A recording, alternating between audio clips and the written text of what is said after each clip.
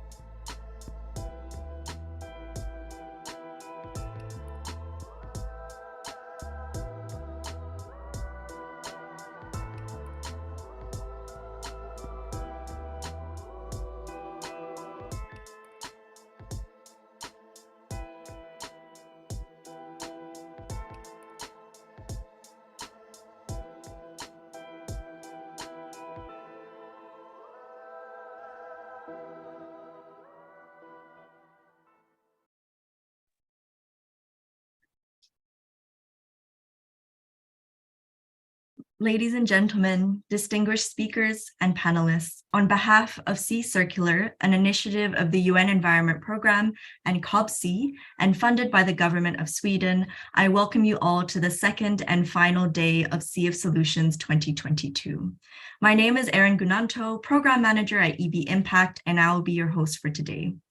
Thank you for choosing to be here today, and thank you to those of you who tuned in yesterday. For those of you who are joining us for the first time today, welcome. We will provide a recap and summary from day one as well, so don't worry if you're only here for the first time now. Kindly note that the microphones and video cameras of all attendees will remain turned off, so we don't have any unintended background noise or other distractions during the event. With that being said, however, we do encourage engagement in the chat box. If at any point you would like to leave your thoughts or your comments, or would like to introduce yourselves to one another, please use the chat box function to do so. Now, without further ado, I would now like to introduce our first speaker of the day to open up the event with a brief recap of day one and a warm welcome remark. Mahesh Pradhan is coordinator of the coordinating body of the Seas of East Asia, COBSEA. With over 25 years of experience with the UN Environment Programme, Mahesh was designated as COBSEA coordinator by UNEP's executive director in July 2022. Over to you, Mahesh.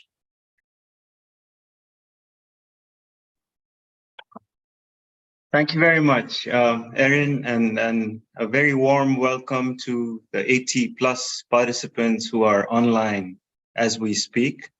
Thank you also for those who joined us yesterday, and welcome back to the second day of the Sea of Solutions, this annual flagship partnership event on plastic pollution, which is hosted by the United Nations Environment Programme together with the coordinating body on the Seas of East Asia, COBSEA, with generous support from the government of Sweden. We have a very interesting day ahead today.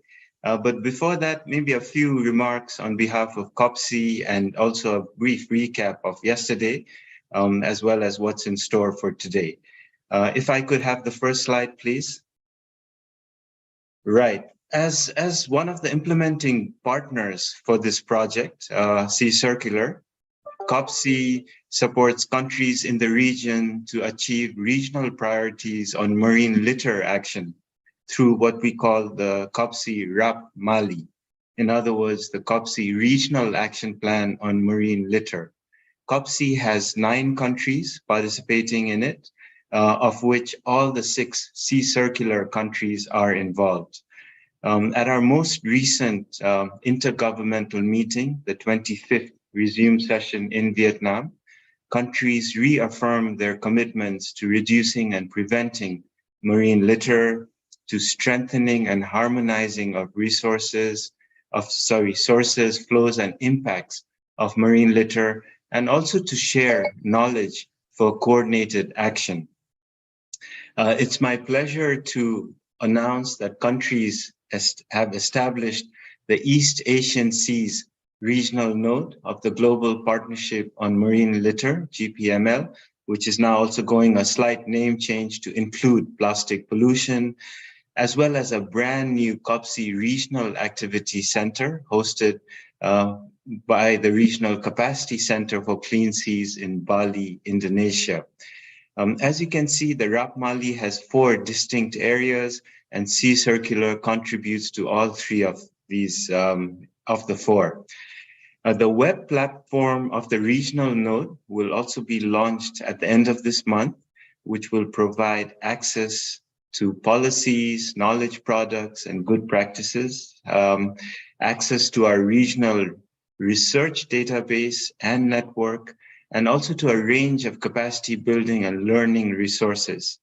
This web platform was developed with support from Sea Circular and is linked to this global platform of the GPML, which will connect the region to the global knowledge and data for informed action.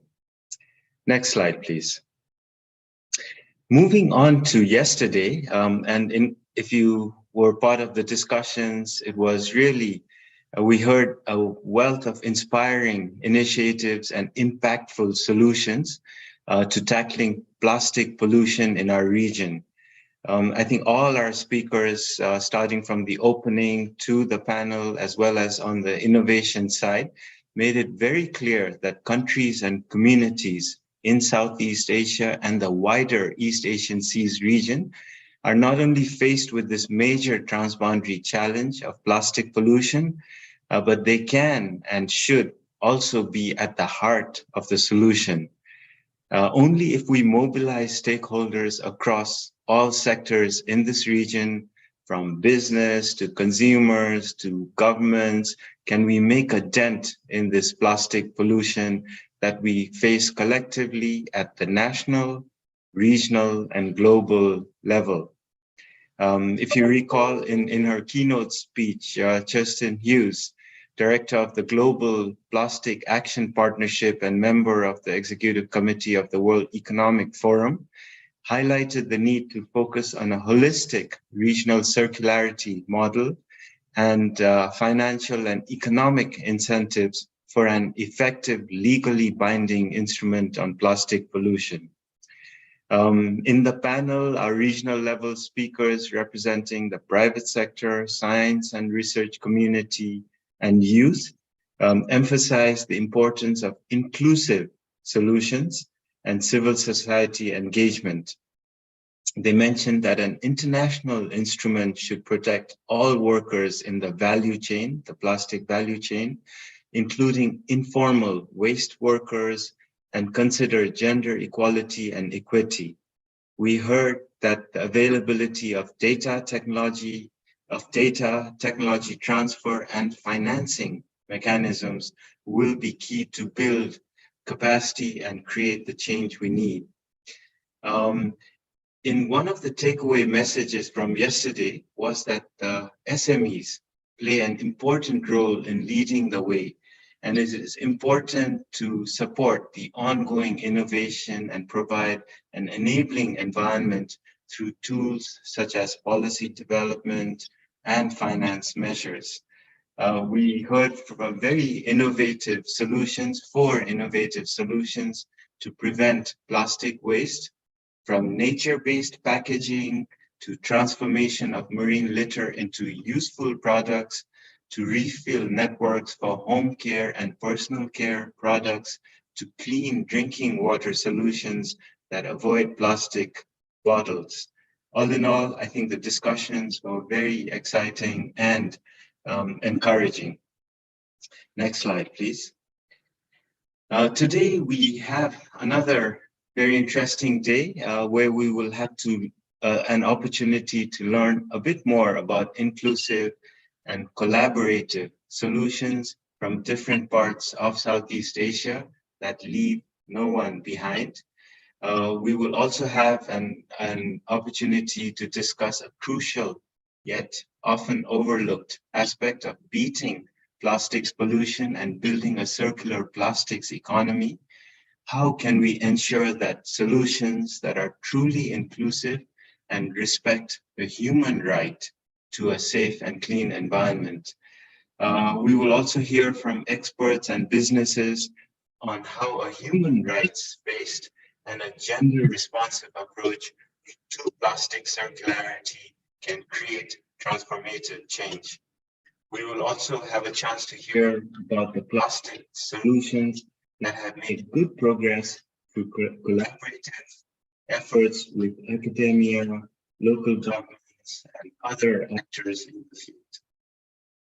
I think you can remove the slides now, but I just wanted to end with a bigger picture in terms of regional and global action.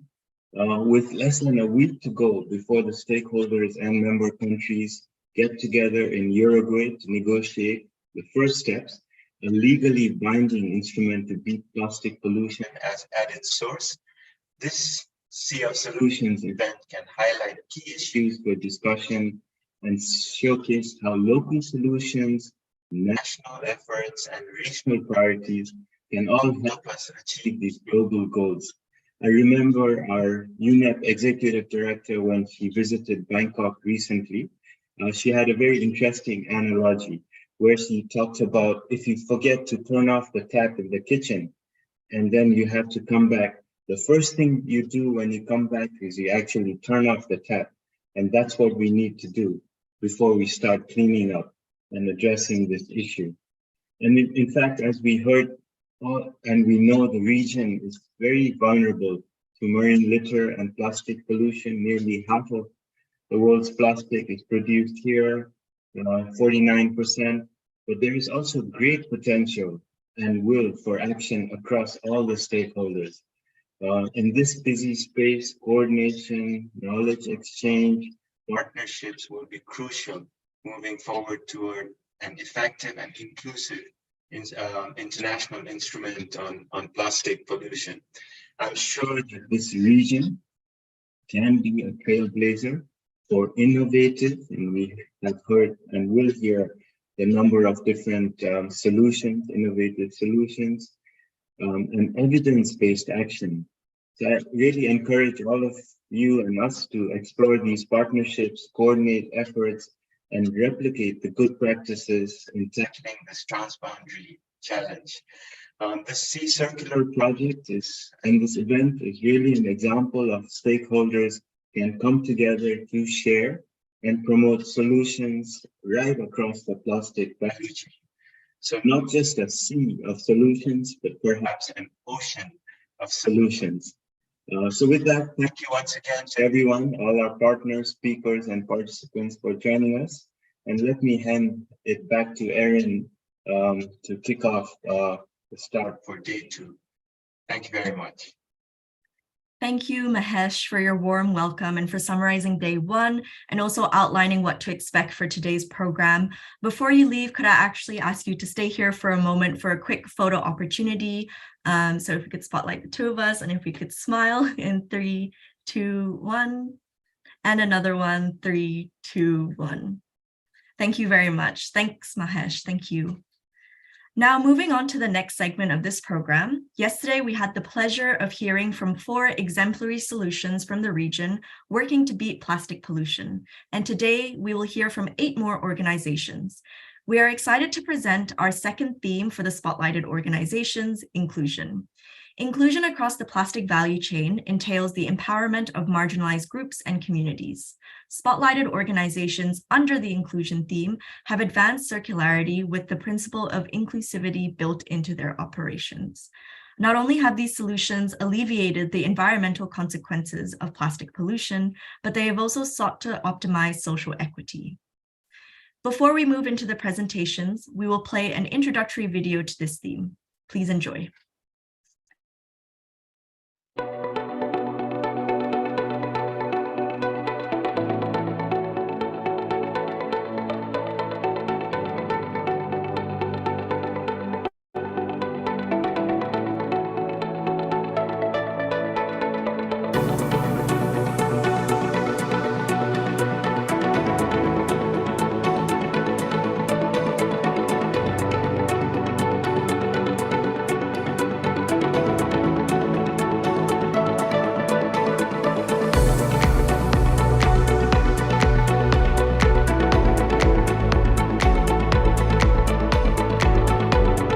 The idea of connecting informal waste picker, connecting villages, connecting households, and government, international organizations, businesses, solutions, bring everyone together into one solution, one system that works together.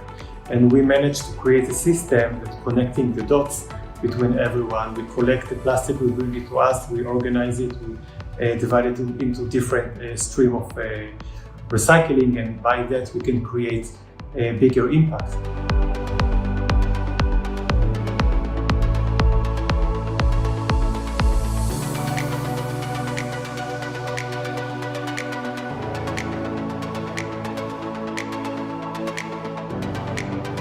Plastic Bank, we stop ocean plastic and help alleviate poverty by providing an opportunity for the world to collect and exchange plastic as a currency. We build ethical recycling ecosystems within 50 kilometers of coastlines and waterways, where our collection community members gather plastic waste and exchange it at local collection branches for secure income and life-improving benefits.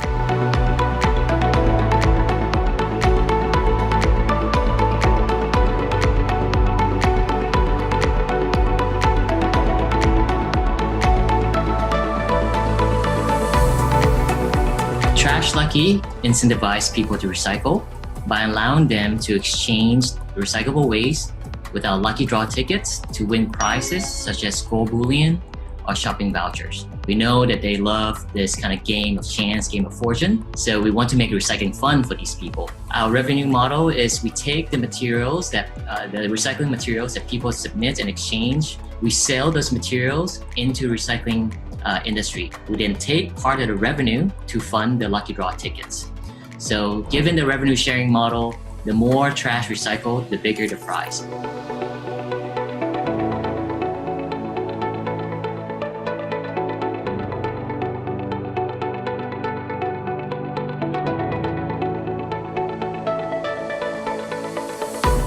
Our solution is an upstream approach to addressing plastic pollution in Southeast Asia, reducing plastic at the source at the point of purchase in microenterprises, bearing in mind the inclusion of communities that rely on the convenience and affordability of fast-moving consumer goods.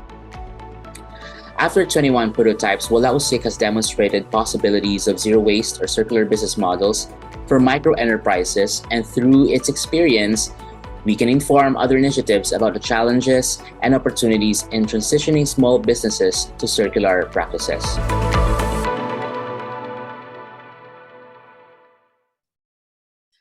I hope you all enjoyed that video to kickstart our presentations. Like our format yesterday, following these 4 presentations, we will have a Q&A session directed towards all the presenters.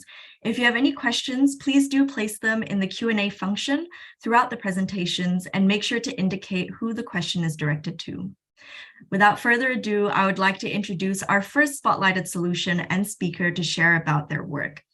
Natapak Atichatikan is co-founder and CEO of Trash Lucky, a novel approach to recycling practices. Nat co-founded Trash Lucky with his dream to see oceans without plastic pollution. Realizing that 20 million Thais spend $8.3 billion annually on the lottery, Nat figured he would leverage on this to stem the plastic leakage into the environment. Over to you, Nat. Thank you, Erin, and hello, everybody. My name is Nat, and I'm here to share a little bit more in detail about what Trash Lucky does. So just give me 1 second to make this a full screen. Okay. All right, I think the screen should be up now. Okay, so the problem that Trash Lucky is trying to solve is threefold. So the first one is people lack incentive to recycle. In Thailand, less than 25% of plastic waste gets recycled. So, and much like other countries in Southeast Asia, recycling is still reliant on the informal waste collector. And there are 1.5 million of them in Thailand, ranging from the ones who are on foot with a push cart or on tricycle, or moving on up, the ones on truck. These are the people that roam around or drive around the city, blasting a speaker on loudspeakers. They are looking to buy recyclables. So they have to roam around the city.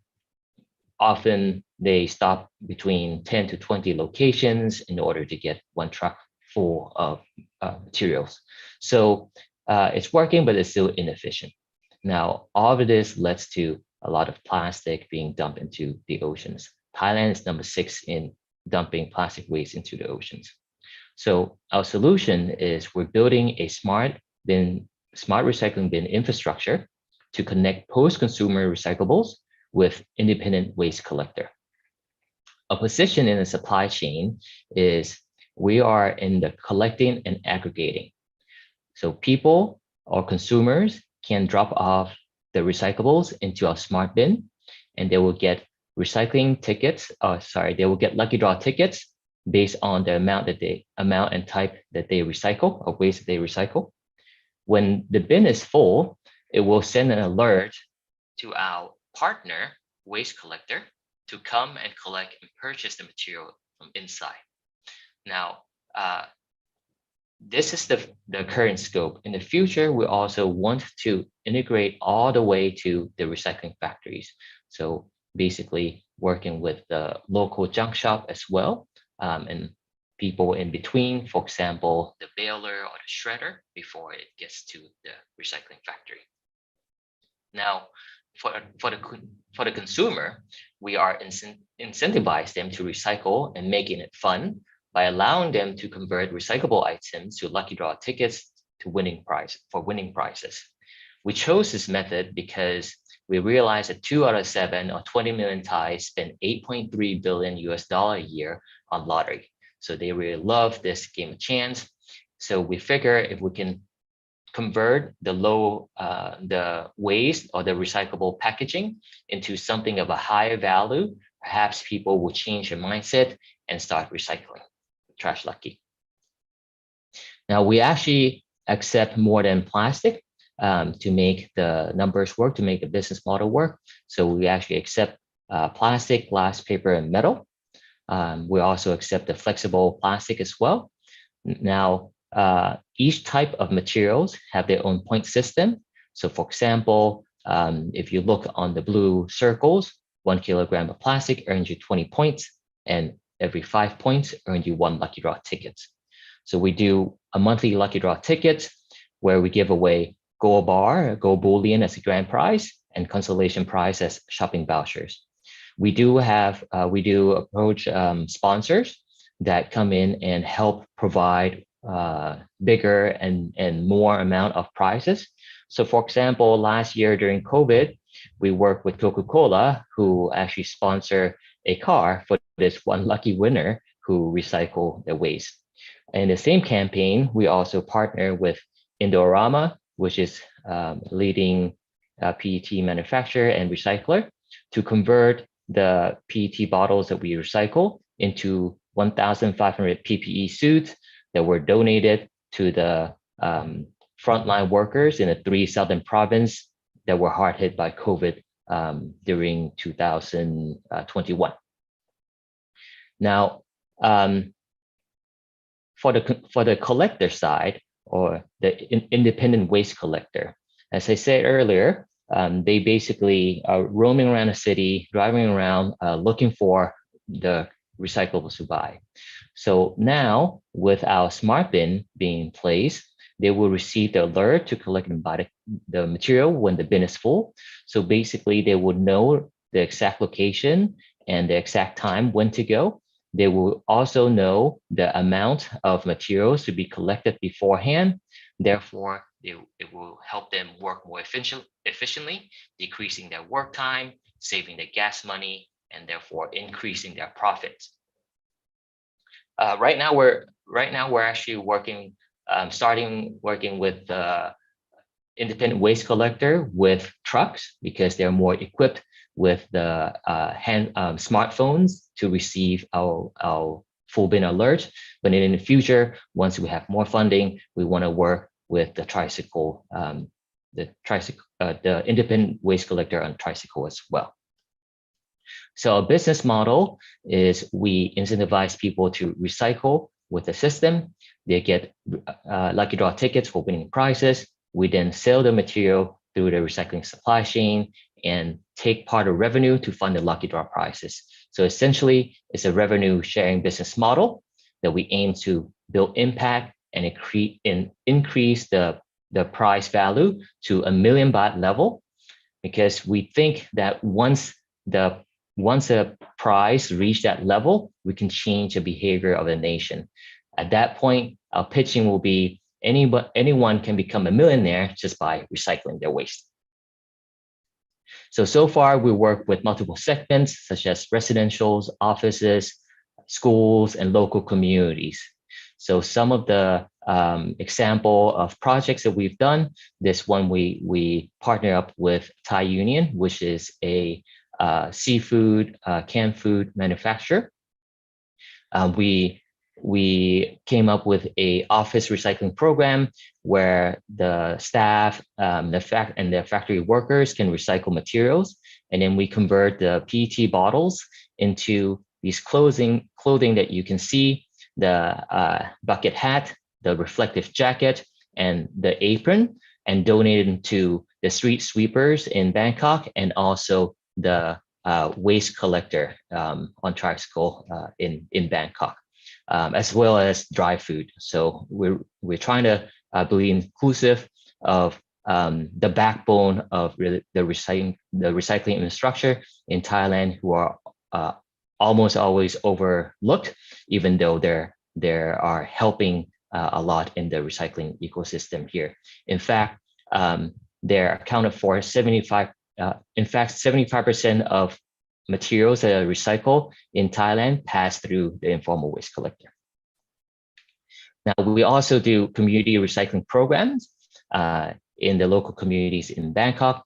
Most often, the participants are the grandmother, like probably age of anywhere between 55 to 70. They're usually the one who are kind of the matriarch of the family, have already retired and stay at home. So they basically have the influence over how the family at home manage their waste. So by working with them, then we can incentivize and their family to recycle, and also educate why it's important to adopt the 3R process, not just recycling, but also reducing and reusing. Now, we're a very small startup, a pre-seed startup. In fact, we only have 3 team members, but we have helped about 1,700 people recycle 150 tons so far, and we want to grow and do more of this. Now, the main challenge of collecting and aggregating recyclables is obviously the logistic, especially when your revenue model is to sell the recycled materials that often fetch very low value. We actually, our journey actually started with incentivizing people to ship the material to us. We figured that if the incentive was high enough, as in the price in Lucky Draw is high enough, people will be willing to ship. Now, what we learned through member surveys, that, well, the incentive is good, but we cannot run the recycling program with incentive alone. We need to provide people with convenience as well. And that's why we moved to installing basic bins in communities such as schools, local communities, residential, the private residential communities, for example. Now, this also provides the convenience for the people in community. However, the limitation is scaling. With this basic bin, we can only place it in private communities where people are more aware of the materials, and we have low risk of getting non-wanted items such as food waste. And that's why we're moving into the smart bins system. It's almost like a reverse vending machine that you have to log in. So therefore, it prevents people from putting in food waste or unwanted materials, as well as preventing people from taking the material out. So far, this year, actually this earlier this month, actually, we have just finished placing about 24 just basic bins across Bangkok. So I think we're very excited about finally having enough coverage for people within in Bangkok to drop off their materials at Shell gas station as well as Lotus hypermarket. And our goal is to manufacture more of the smart bins and install them into various communities to make it easier for people to recycle.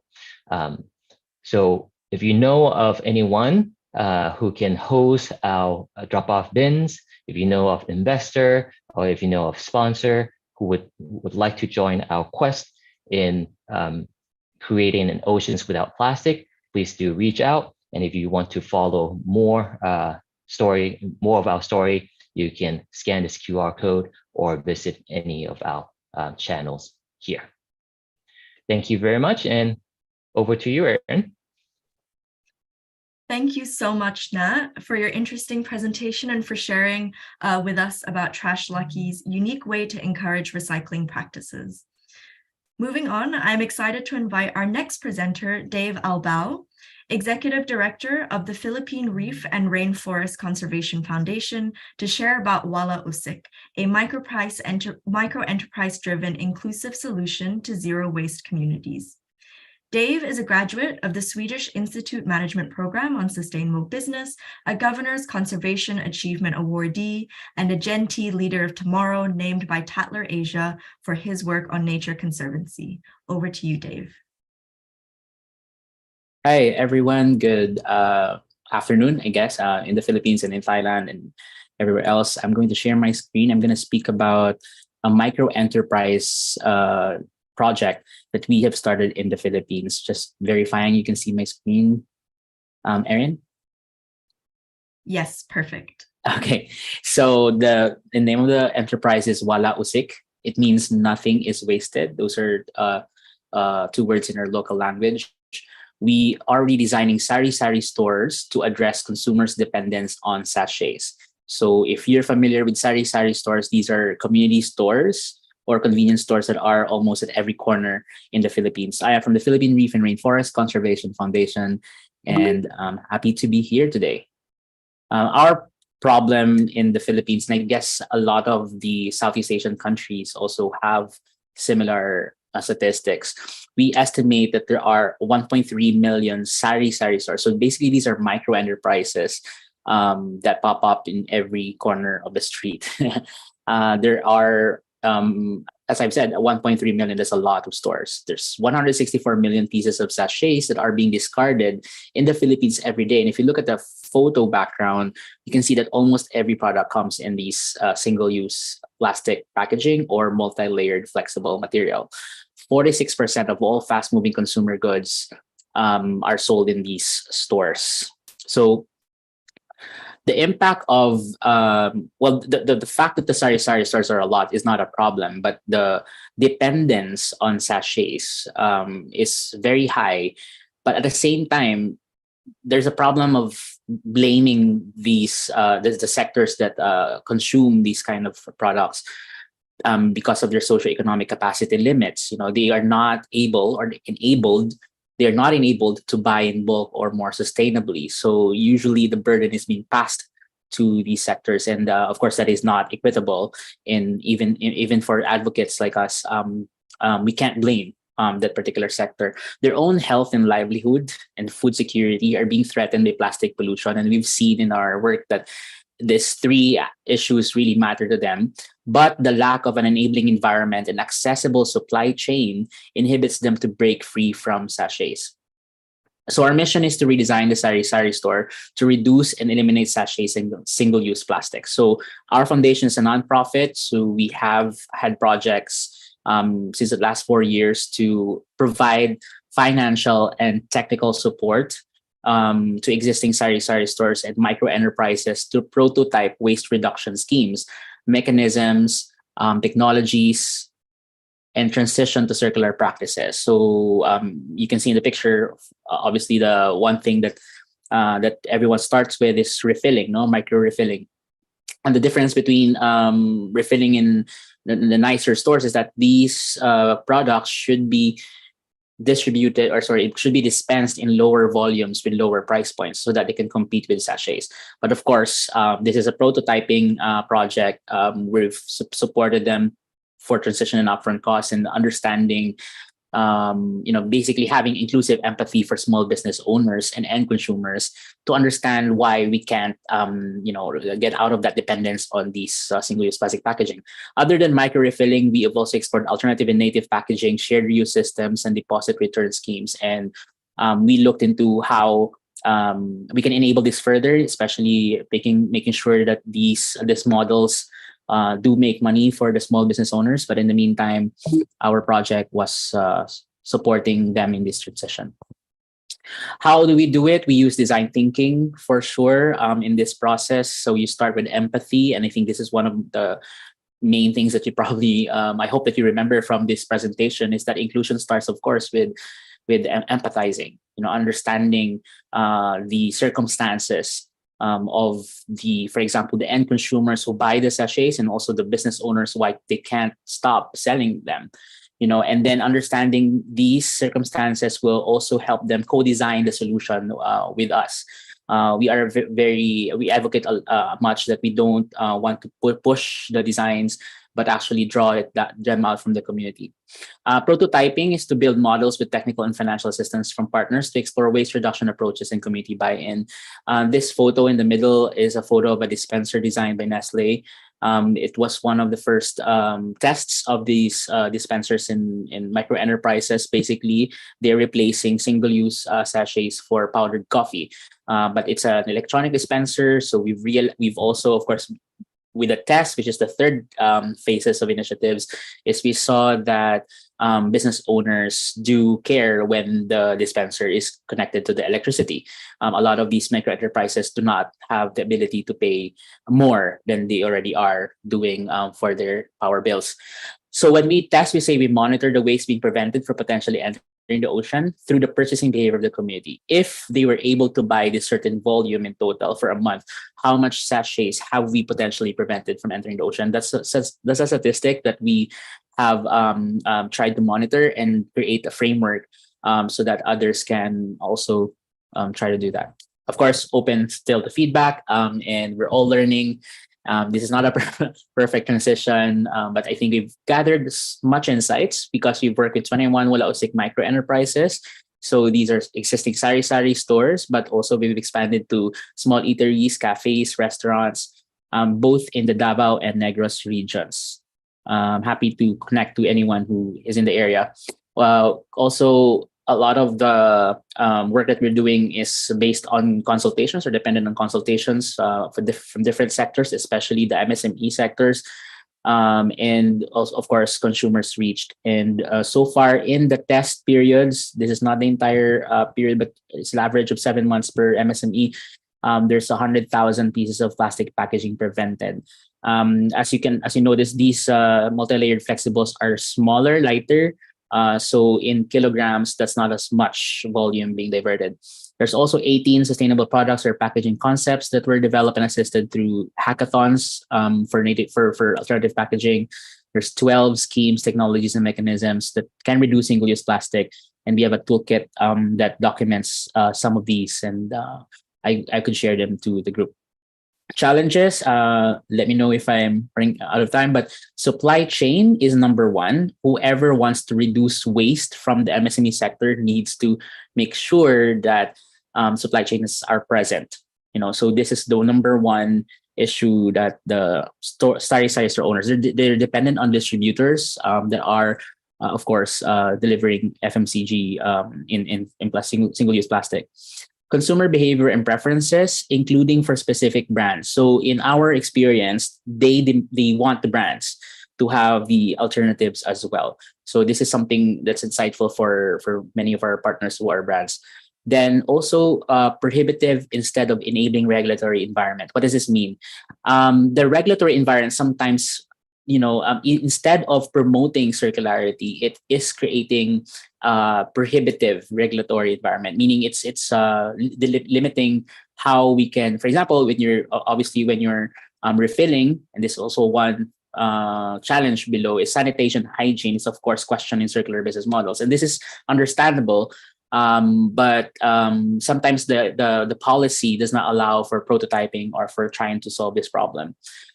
The pandemic, of course, continuously causing disruptions, and also we've learned that compostability is preferred or most preferred by business owners, meaning they want to change the material and not the process, right? Meaning it's less effort for them to just change the material. But this is not standardized nor regulated, so that's a challenge.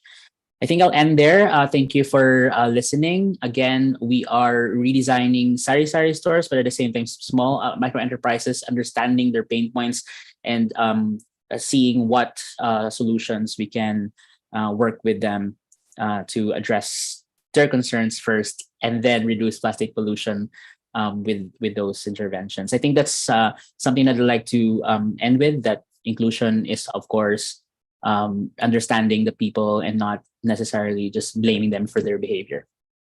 Thank you.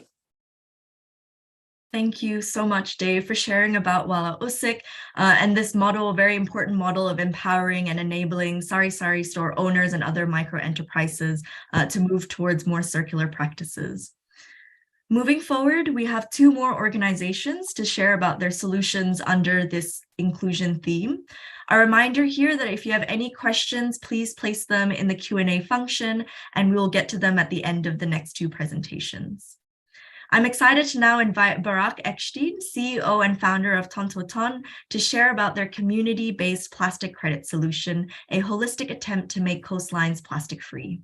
For the past 15 years, Barak has been developing initiatives to reduce disposable plastics, promote public awareness of environmentally friendly products and services, and founded Tontoton, a certified plastic credit system that treats ocean-bound, non-recyclable plastics. Over to you, Barak. Thank you very much, Erin. I will share my screen real quick. And thank you everyone for being here. So I will present what Tontoton does in order to fight a problem that we find that mismanaged and open link in the chain. Basically how to leave no one and nothing behind when we're dealing with plastic waste in the environment. So the problem that we're seeing, I'm sure you saw these pictures before. It's very common in a lot of coastal areas in Southeast Asia. The reason for that are multiplied from different overconsumption and poor waste management and so on. But what we can see here in this picture, it's different type of plastic. We see plastic bottles, which are viable, and see some fishing net and HDPE and LDPE. Some are degrade, cannot be recycled, and some are still good, and it's over there and nobody will pick it up. And then the industry basically can come to the rescue and collect, and then a company can come and say, okay, we will create a new collection, let's say, a new line of products from ocean material, ocean bond material, even premium for that. And then they send their waste pickers and they will collect the plastic, and then the plastic will start to be collected. So this is, for example, how area we look after the waste pickers, informal waste pickers collect all the value material, and then the company can use it for their product and campaign. There is one plastic bottle that left here, but beside of that, there is a plastic bag with flip-flops and different packaging and wrappers that cannot be recycled, and then therefore will not be collected. So we have a problem that we call those materials orphan plastic, because nobody will collect them, not the authorities, not the waste management companies, and not the industry, because cannot be recycled. So we just left over there to the villages to live with, and to the ocean and the environment.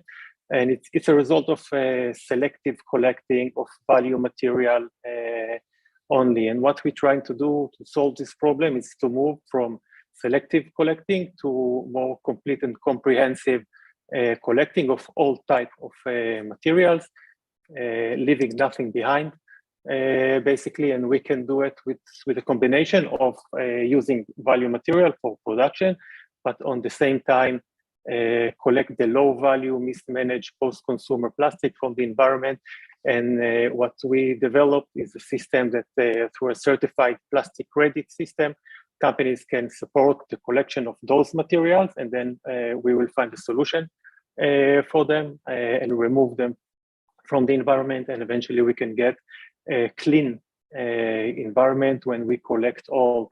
And now the selective collecting is running for so many years already, and that's why we cannot stop the low value from entering the environment and polluting villages and so on. So to do that, we build a social system, a network of informal waste pickers that join us under a certified system, and then they can collect the plastic, bring it to us, or we will go to take it from them, and eventually create more jobs and find more solutions for everyone. Now, the inclusive idea is to deal with this problem. We cannot do it alone. We said that it's take a village to clean a village. And therefore, we need a community involvement to start with. So it's not a company that's coming to clean their village, but they are participating, they're stop littering, and they're collecting by themselves. Now, we learned that there is like a 20, 30, 50 model kind of in the villages. It's 20% that really care about the environment and will collect and will do everything. 30% will say, okay, we can do it if someone else will do it as well. But by ourselves, we will not start, and 50% just don't care. And our mission is to make it like 50-50 solid, and then engage and bring more people into our camp, our side, and stop littering. We do it with awareness campaign and education in the villages and in the city places that we are working at. We need more applicable circular economy, like some that we saw yesterday and today, that can work in those areas, and more technologies to deal with large quantities of low value plastic, especially. And then the financial support to do this, and the acknowledge of the industry and other institutes that selective collection, it's part of the big problem. Eventually, to create a solution for all type of materials, from the point that we're being able to collect them and to treat them later on. So the project have a very strong community impact. We work in the villages with the villagers. Until today, we created more than 450 jobs. People that were unemployed and find their good income in the system. We also give them the ability to come and to join us. They just need to be adults and healthy and willing. We have trucks that go to pick up from the communities if they don't have the trucks to bring it to us. And then all types of materials of plastic are acceptable from certain areas that we are defining. And then we can see raising in income. We see, as a result, better livelihood. We see kids go more to school. We work directly with childcare NGOs to deal with the families. And eventually there is a very strong impact. It's a very social program that works. Until today, we collected a bit more than 2,400 tons of low-value plastic mismanaged that wouldn't go out unless we would remove it. It's all in the nature, not in landfills, just on the coastline between villages and so on. We see a very strong reduction of household. What they're reporting. We do a lot of surveys and get to know each waste pickers and the people we are working with inside the villages, and to see how their behavior change and what their problem, what they need. So we see like less dumping, less burning, and reducing of consumption of plastic, because they care, because they say, okay, there is a solution and we understand. So there is something to do, there is hope, and it's a great thing, and it's bring more and more cooperation.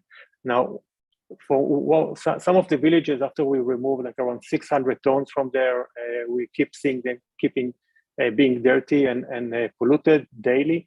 And the reason that there is a selective waste management system running by a private company, so you need to pay for this. It's not mandatory. If you want to pay, if you can pay, you will, and then they will take the waste from you. If not, so they simply will not, and a lot just simply cannot pay or choose not to. And then there is no waste management in your house, so you keep littering over and over.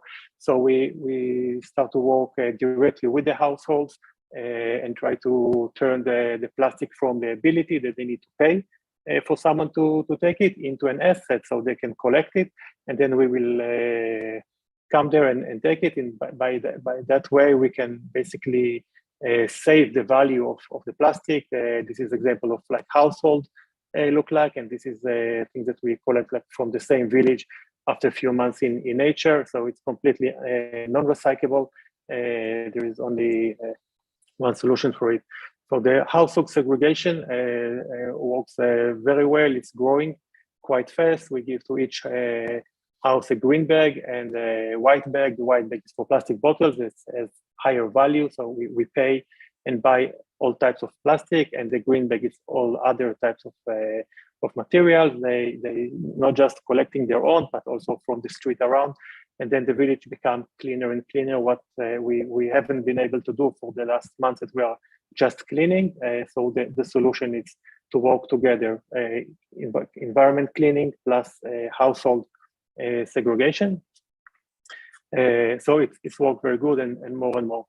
We do a lot of awareness campaigns. We go from villages, meeting with families, usually unemployed, living in extreme poverty situations. So we offer them to join us. We explain about the plastic problem, how they can support, how can stop littering and having a better life.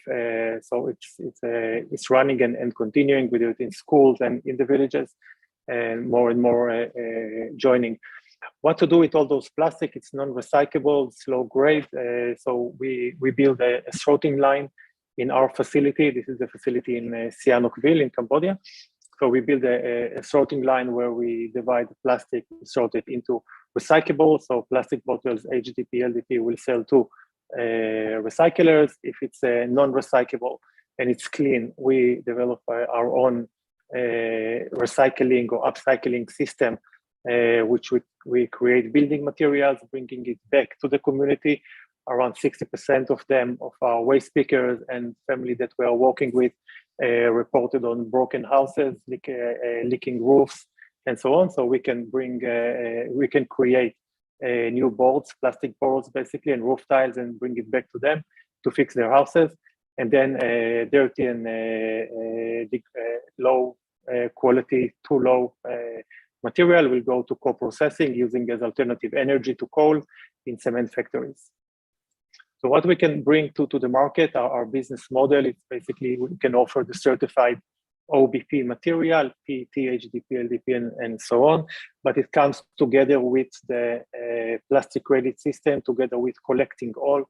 So by a certified process, if we collect 1 ton or you're using 1 ton, so we will remove also 1 ton of plastic. Now, it's very important to understand it's not the neutrality idea. It's not about offsetting your plastic footprint. It's not about neutral your plastic footprint. It's about neutral the idea of the selective collecting, and about collect everything and create more environmental justice for the villages that we are working with and for all.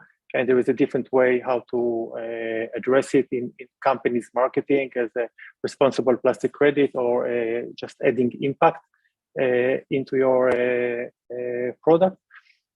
So this is what we are doing. Our goals now, we are growing in Cambodia mostly, aiming to reach to 2,500 households, which we can get like the clean, separate material for recycling, increase our network, and then open more PET collecting centers all across the country, with big capacity basically of treating, recycling, and upcycling, and basically build more facilities for producing building materials. That's what we are doing right now, in order to bring it back to the community, building more schools and so on. Our Our challenges, basically, it's to develop in the country. There is a lack of infrastructure. There is a problem of transportation. There is no recyclers in high level in Cambodia. So we need to create our own and export some of the material that can be worked. So there is a problem of the supply chain. So basically, we need to create everything. We have good support from Minister of Environment and UNDP and other organizations that we are working with inside, but still, and getting the funds through the plastic credit system to continue to treat the low value plastic and not just the value as the industry doing today. Thank you very much. So please feel free to contact us for any of the things that we can offer or any cooperation. We will be very happy. It's easy to find us in LinkedIn or through our website. It's a pleasure. Back to you, Erin. Thank you. Thank you so much, Barak, for sharing about Tontoton and of course, the importance of leaving no one and nothing behind across the plastic value chain. Next up, last but definitely not least, we have our final presentation for the inclusion theme. I would now like to invite Joash Paragas, Operations Manager of Plastic Bank, to share about sustainable and ethical collection infrastructure for plastics, a model for inclusion within circular economies. Joash spearheads the organization's community partnerships program across 3 continents with the mission to educate and engage households to stop ocean-bound plastic from leaking into our seas. Over to you, Joash. Hi, good day to everyone. Hi, I'm Josh. And I'm here to show you how a circular business model and technology empower plastic circularity through inclusive collection infrastructures in local communities. So we all know that the world is drowning in plastic waste, and all of us here are familiar with this problem. Plastic pollution is overwhelming, it's complicated and multifaceted. It has ballooned into something that every hand from every sector on this planet needs to be doing something about. So the most important question to ask is, how do we include everyone to stop marine plastic pollution? Gold lies beneath our feet. So this is the pitch we widely use in plastic bags, like prophets telling people what they miss. So we believe that perception is powerful. The way we perceive the world and the things around us affects our response, our behavior, and our habits. So Plastic Bag believes that protecting our oceans from plastic should start by changing the way people perceive plastic and our relation to it. We need to respect its power to destroy the balance found in nature, and at the same time, be inspired by the change its inherent value can offer to the world. So by changing people's perception about plastic, people will start seeing its worth and stop it before it reaches the ocean, because plastic shouldn't make its way to the ocean in the first place. So Plastic Bag is a global movement of ocean stewards focused on stopping ocean-bound plastic. We put all of our efforts on creating change at the source of plastic pollution, which is the communities that we operate in.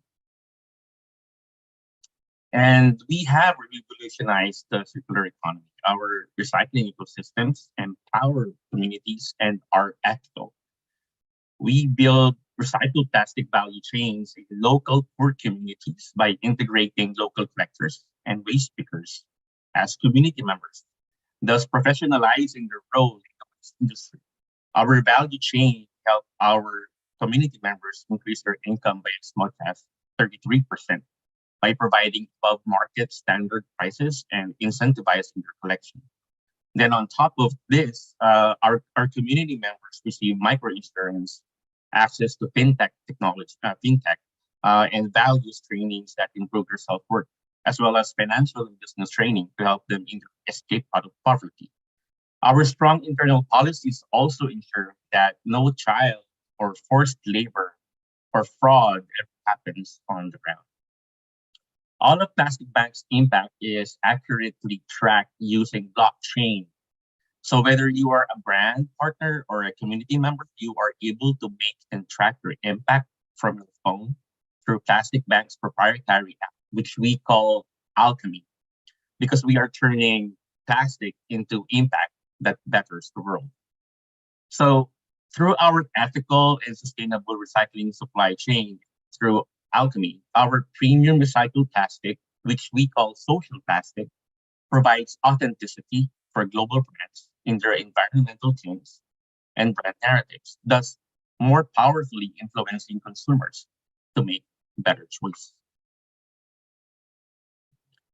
So on top of the above standard market value for every kilogram of plastic, our collection members also receive bonuses for the materials they collect, which help them provide basic family necessities. Plastic Bank is working to advance the following UN SDGs through our impact programs, social plastic, and community activation in various countries. So we are directly contributing to no poverty, good health and well-being, gender equality, decent work and economic growth, reduced inequalities, sustainable cities and communities, responsible consumption and production, life below water, and partnerships for the goals. However, by collaborating with over 200 partners and community organizations on the ground, we are able to indirectly deliver on 17 out of the 17 UN SDGs, a testament to Plastic Bank's core value of co-creation. And here are two of our community members. They're from Indonesia who have benefited from the Plastic Bank ecosystem. So we find people like Budiono, whose family got caught in a tight spot during the pandemic, but by collecting plastic was able to afford rice so that his family can eat. Then we have Wati, a laborer in the local market, who found another stable income stream by selling 20 kilograms of plastic every week, so she can afford medical treatment and help pay for her grandkids' school tuition. So Budiono and Wati are just two of our more than 24,000 collection members living below poverty line, who experienced 33% increase in their income upon becoming an ocean steward with Plastic Bank. Plastic Bank helps fight social inequality not only by having higher market value and incentives for their plastic, but we go beyond and assist our community members to have their own IDs and covered by microinsurance, and with our staff's help, given access to ethical financial services for the first time in their lives. For most of our members, these opportunities are major milestones that act as beacons of hope. Plastic Bank does all this guided by a core value of love. So it doesn't matter who you are, the Plastic Bank ecosystem ensures that all of our stakeholders get the value out of every plastic they hold in their hands. Households, collectors, businesses, processors, producers alike, they form part of a circular chain that reveals value at every step for everyone.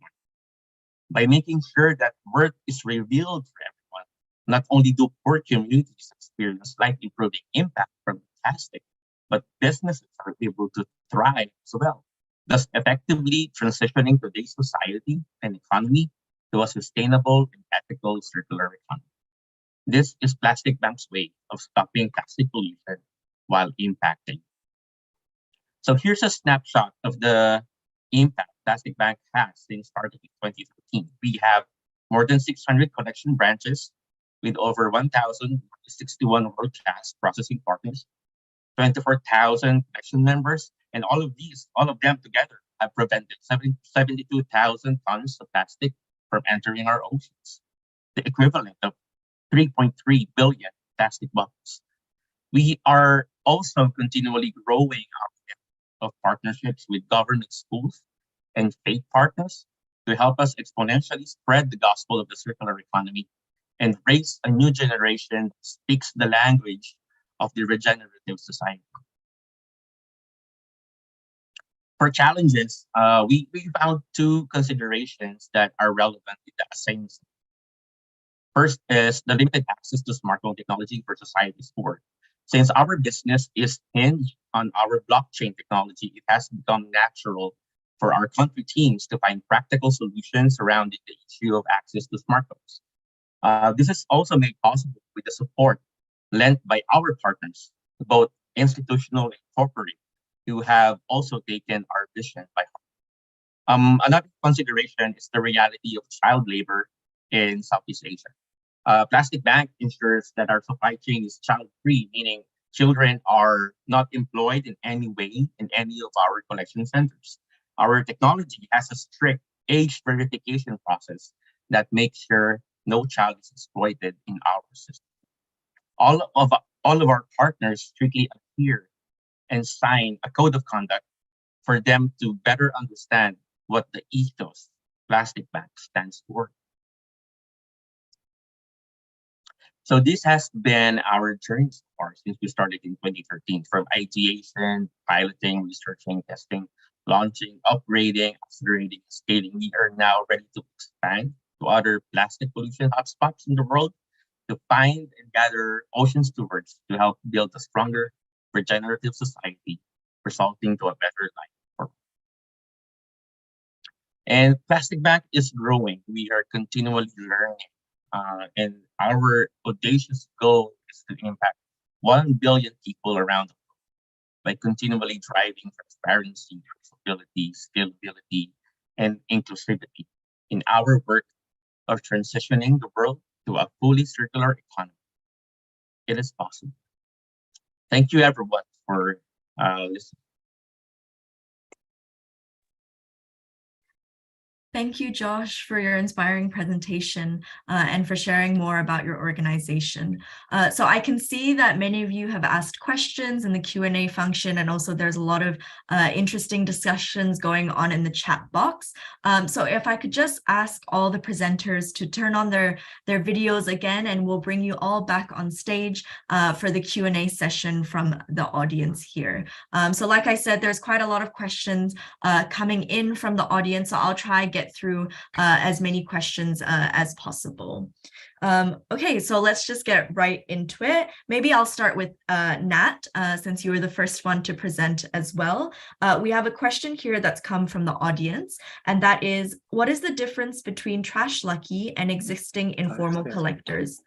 Do you think Trash Lucky would take out income opportunities from existing informal collectors? Sure, the difference is that today, and how it has been for the past 30, 40 years, the informal waste collector basically do not know where to go to get the materials. So they basically just roam around or drive around a city, blasting their loudspeakers that they're looking for materials. So what we do is we're trying to improve the efficiency of their working. So with the smart bin, the smart recycling bin infrastructure in place, it will alert and tell them where exactly and when exactly to go collect and the amount of material, so they know before they go. And we design the bin capacity so that when they go, they're guaranteed a truck full of materials. So therefore, we're able to save them time, gas money, and therefore increasing their profit. Thank you. Thanks for sharing that answer. I'll move now to Dave. Another question that's come from the audience here is, how do you deal with behavior change amongst a community that is so used to the convenience of the sachet model? Such a challenging question. I'm still trying to answer that up to this day.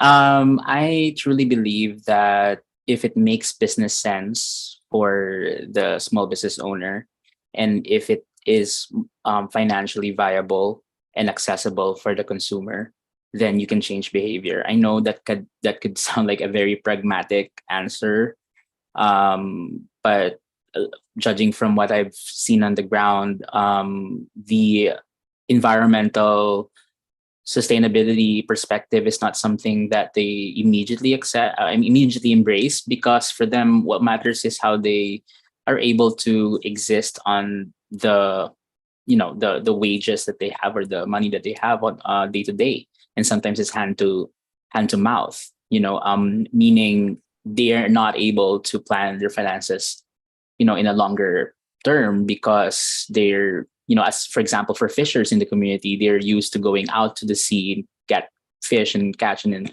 bring back for money. So with all that said, they're trapped in that cycle, and to ask them to change their behavior without addressing that aspect of their lives, that cyclical dependence on sachets, then it's not equitable.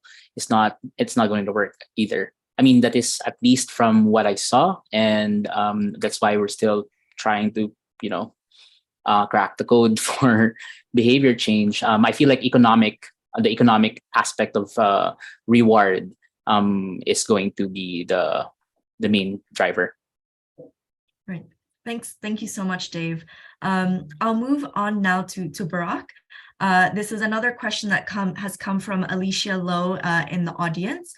So she asks that you mentioned that because of the lack of recyclers in Cambodia, some of the collected trash is exported. Where is it exported to? What is the percentage of local recycling towards exported recycling? And how do you ensure that no plastic is leaked in the process of export? Thank you. So basically, we export about 70% of the value material. All the non-value is treated locally, of course. We cannot export it anywhere. It's become more difficult to export plastic waste today. For example, from Cambodia to Thailand. So Thailand is banned exporting from 2025, but still now it's also almost impossible to export. So mostly exported to the US and some to Indonesia and other treated locally in Phnom Penh for plastic bottles. All the plastic, we have baler machines and shredders and crushers. So we treat the plastic in-house. So everything is packed or in a bale or in a jumbo bags and loaded into a container. So it's move close and very safely until the destination, and then only will open at the destination in the factory where the recycler is or the buyer. So there is no any possibility of leakage of in any way. Thank you. Thanks for sharing your answer. I'll move on now to Josh. Another question here that's come from the audience, and this audience member has asked you to share a little bit more about your business model and whether you focus more in collecting the waste or processing it.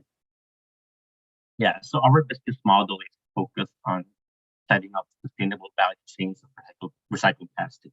We close the gap of the circular economy by stringing together local communities, collectors, junk shops, aggregators, processors, and producers. By doing so, producers can be confident of replacing virgin plastic with recycled plastic because our feedstock is sustainable and at the same time is ethical. It impacts the local communities their recycled plastic can come from. Thank you. Thanks, Josh. Thank you so much. I'll move on now. We have time for more questions for all the presenters. So I'll go back maybe to the beginning to Nat. And I can see Nat has been very active as well in the Q&A function, so that's great. Maybe I saw an interesting question here that I think you've already answered in the Q&A chat box, but I'll bring it out for the wider audience to see as well. And that is from Amika, who asked, is there any ways for those who don't have access to smartphones to get the prize and join Trash Lucky? And do you have plans to expand it to the south of Thailand? So yes, for both. And many of the aunties in the local communities in Bangkok that recycle with Trash Lucky do not have smartphones, but they still recycle with us because they can do so through the community leaders. Community leaders always have a smartphone. So by working with the community leaders, we're able to register an account on behalf of the aunties and then send them their data through the local community. So the local community leader acts like a liaison representative. So we would, and yes, we would like to expand bigger in Bangkok and also in southern part of Thailand. We're doing a pilot project now in Surat Thani with UNDP actually, but it's just still a very small pilot in a local university. Great. Thank you so much for your sharing. I'll move back to Dave now. So Dave, somebody from the audience has asked, what sort of initiatives were identified during the design thinking stage and other workshops to address the hygiene concern? Right. So definitely the prototyping revealed challenges when it comes to refilling models. So for those who are interested in these upstream innovations, meaning we're reducing the packaging at the very source, hygiene would be a concern if there is a transfer that is happening in the consumer point. You know, when you have a nozzle from a dispenser and you pour a liquid product or sometimes even solid products, you have the ability to contaminate the nozzle and in turn the contents of it. There's also impacts from moisture, humidity, dust, presence of pests like ants and rats. Also temperature, if it's too hot in the Philippines, even sunlight can affect the quality of the product. And this is all nightmares for fast moving consumer goods producers, because they don't want their products to have less quality. And this is one pain point that producers see, multinational producers see. So anyway, we have tried to address hygiene problems with ideas like containers that could not be tampered with. Like if it is some sort of a canister or cartridge that goes into this dispenser where you don't, it's not easy to contaminate. This means that the refilling might happen in a central facility. I don't know if this makes sense to everyone, but basically you're building the supply chain that is comparable to how you purchase water now, drinking water. I don't know in your country, but we do have these water refilling stations. They are refilling stations, but their design is actually something that we want to see in the space of personal and home care products. In volumes, again, very important, in volumes and price points that are similar to sachets. Otherwise, if they're more expensive, if it, the inconvenience of bringing a container to the refilling station and stuff like that, we will not be able to see that. So anyway, in terms of hygiene, this is something very controversial in the cosmetics industry, of course. We see regulatory bodies like the FDA in the Philippines still having a hard time debating on the guidelines, but we feel like there are solutions. If we can design spaceships to the moon, we should be able to design systems that that keep the sanitation and hygiene standards while you're still dispensing from refillery. Great, thank you so much for that answer. So I'll move back to Barak now, and actually I think this follows on a little bit from the question that I asked previously, and also follows on from the answer that you provided before. Again, this is from the audience, from somebody called Grant, who asked, what recyclables are you able to send to the USA, and what happens within Cambodia to the non-recyclable items that have been collected? So to USA, we're sending mostly PET, plastic bottles, to use as a bottle-to-bottle solution. Inside Cambodia, and this is what we are focusing mainly, it's the low-value, the non-recyclable plastic. So we're developing in-house today a complete system to create building materials, roof tiles, and blocks made of 100% recycled plastic in order to create from those non-recyclable materials a complete housing system, affordable housing that will go back to the community, and we can create additional community centers and that they need. A lot of the people, around 6 million, living without electricity, without toilet facilities. 80% of the Cambodian living outside the big cities. There's a lot of people with lands, but without proper houses. They don't have money to build it. To build houses, it's too expensive. And through this plastic credit system and the production line that we are creating right now, we can support them. And I think it's good with the material that are too degrade and cannot be used. We're sending to cement factories using a co-processing system. It's a way that the cement factories can replace coal by plastic waste, extract the energy, and use the ash as raw material, basically recycle it into the final cement. We have some great research that shows that there is no additional toxin, no additional pollution. It's actually reducing environmental impact. But our first priority right now is to develop the recycling into building materials in large scale. Now, it's very important to understand that the solution must match the scale of the problem. So we need solution for large quantities. We need to be able to treat in-house or with our partners 100, 200, 500 tons monthly. And then we need to select very, very carefully the solution that we are investing in. Thank you. Thanks, Barak. I have one final question for Josh before I pose a closing question for all the speakers here.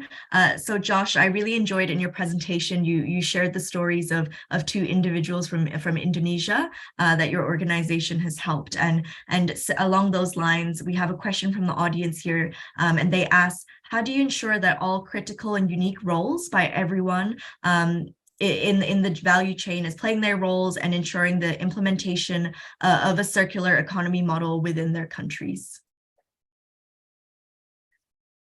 Yeah, so our country teams are structured in a way they deal with different partners.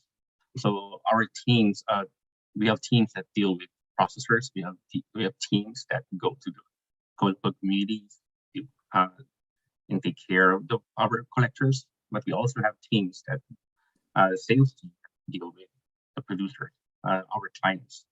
So by doing this focus, that we are able to really make sure that everyone understands the role that we play in the large chain of recycled plastic, the plastic bags. Thank you, Josh, and thank you so much to all the presenters for answering the questions so far. I think we have time for one more closing question that I'll pose to all the presenters here. So the question is, and this has come from the audience as well, is what are your expectations on the upcoming INC to develop an international legally binding instrument on plastic pollution, you know, from the perspectives of your organizations, maybe with specific reference as well to the theme that you've presented under, which is inclusion. So maybe Nat, we can start with you. Well, for me, I hope that more discussion can be generated among the world leader, and Thailand can learn from countries that have already implemented successful EPR, extended producer responsibility system, so that we can adopt the model that will work, that will place more responsibility on the producer to share the responsibility of cleaning up all the packaging. Thank you. Thanks so much. Dave, maybe over to you. I always ask who has the power and the money to transition. Would it be the small business owner that receives these supplies already and an established supply chain, or would it be the big corporations that have more margin for research and development? So I believe that the international policy, as Nat has mentioned, extended producer responsibility is something new in the Philippines, in our country itself, but in the region, it is something that we'd like to see, because a lot of these products are international and they get imported. But actually, what's more important for our community are the upstream innovations, meaning the upstream solutions. How do we prevent the production of single-use plastic and packaging anyway? And that requires, and a lot of the EPR initiatives right now are more downstream. And that is of course okay, because you're keeping the materials in loop. But what about reduction initiatives? Sometimes that is not in emphasis, but in fact it's on top of the waste reduction waste hierarchy is to reduce by design any plastic. So I hope to see that in the international binding policies. But thank you for giving us an opportunity to show our local humble effort. Thank you. Thank you. Thanks, Dave. Over to you, Barak. Thank you. I think that simply new models need to be adapted. We need to spot the problems, that we created until now with the comfort of making money and, different environmental and social aspects to come before and together with the financial system. Eventually, we need to create a movement that it's more inclusion with more parts from the economy and society. It needs to come from the top down, but actually it's coming from down to up, leading by the consumers. So companies take action and basically to move out of our comfort zone and create new models. This is what needed to be, and right here, right now, I think that this is the call of the hour. We need to adapt things that we can do immediately and not thinking 10 years ahead. Thank you. Thank you. Thank you. Over to you, Josh. Yeah. So yeah, we're very excited about it. With the plastic treaty, it puts pressure on governments to confront plastic pollution head on. But it all boils down to local implementation, hoping that the governments will focus more on upstream solutions, especially for developing countries, especially in the ASEAN region, where we have a lot of the informal sector, waste industry. We need to include this and empower them. So there should be larger focus also implement. The implementing rules should focus on regulations that put non-negotiable pressures on producers while empowering the informals. Thank you, Josh, for your answer to that. And again, thank you so much to our presenters for answering those questions, and of course to our audience for participating in the Q&A session as well. And again, I'd just like to thank you, Nat, Dave, Barak, and Josh for sharing about your inclusive work and your organization. So before you go, could I ask that we stay here just for a moment for a quick photo opportunity here? So we'll smile in 3, 2, and 1, and one more time, 3, 2, and 1. Thank you so much. Thank you again for your presentations and for taking the time to join us today. So to continue our program for today, I am now excited to introduce our last plenary session for this 2-day event. It is my pleasure to welcome Ellen Gidloff, Associate Program Officer, Human Rights and Environment at the UN Environment Program, who will introduce our keynote speaker for today and moderate our last panel discussion. Ellen has extensive experience of working with the human rights-based approach and the human rights, gender, and environment nexus from the Swedish government and civil society, as well as international field experience attained in Thailand, India, Bangladesh, Kenya, and Romania.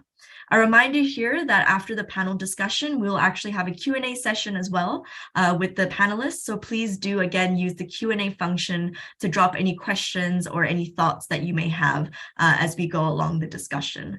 I'll pass this over now to you, Ellen. Thank you.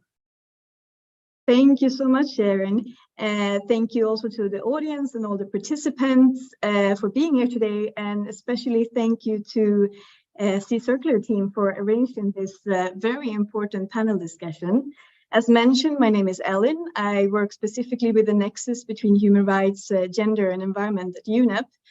And this topic lies very close to my heart as I've been promoting and trying to also live according to a more circular way for many, many years. And I look forward to moderate this session. We have already now heard some great initiatives from Nate, Dave, Barak, and Josh, and I hope that this panel discussion can bring us a little bit more into some crucial points on how an inclusive and rights-based approach is critical for combating the plastic pollution crisis and reach a more plastic circularity. I would like to start by introducing our keynote speaker, Dr. Sarah Seck.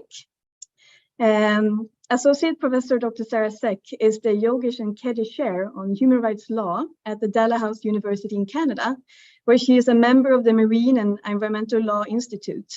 She supervises many researchers at Dalhousie, including as part of projects supported by UNEP.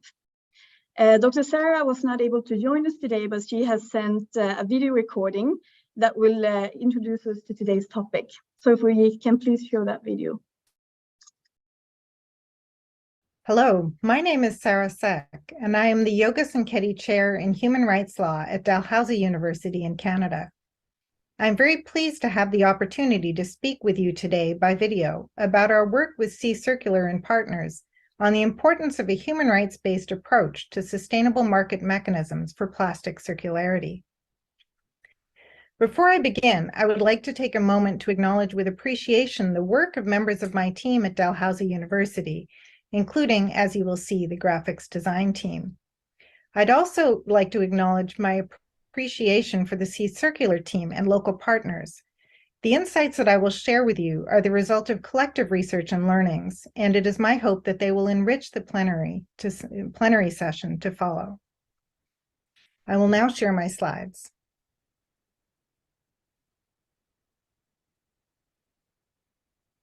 To begin, it is increasingly clear that the adoption of a human rights-based approach is essential for the transition away from the fossil fuel-based linear plastic cycle and towards plastic circularity.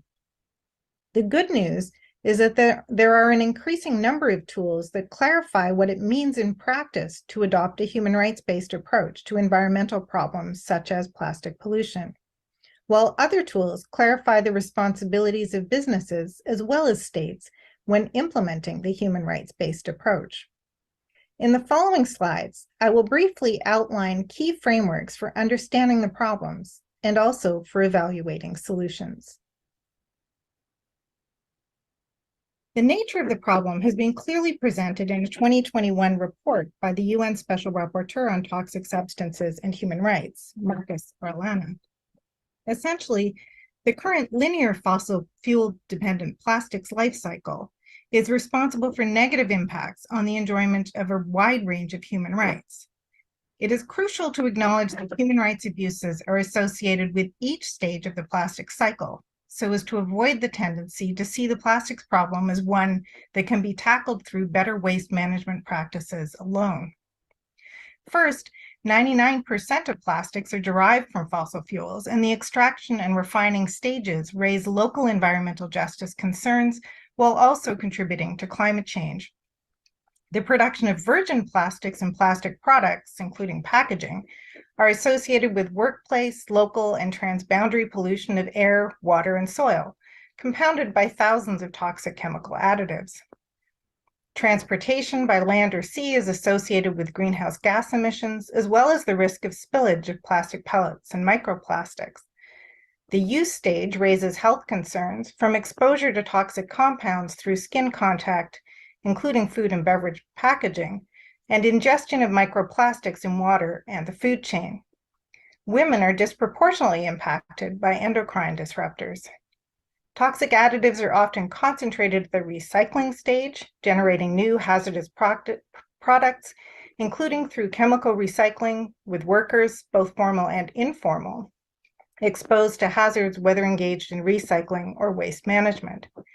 And finally, toxic pollutants are released into the air, land, water, and oceans at the disposal stage, whether incinerated, dumped into landfill, or washed into rivers and the oceans, contaminating terrestrial and marine ecosystems and food systems.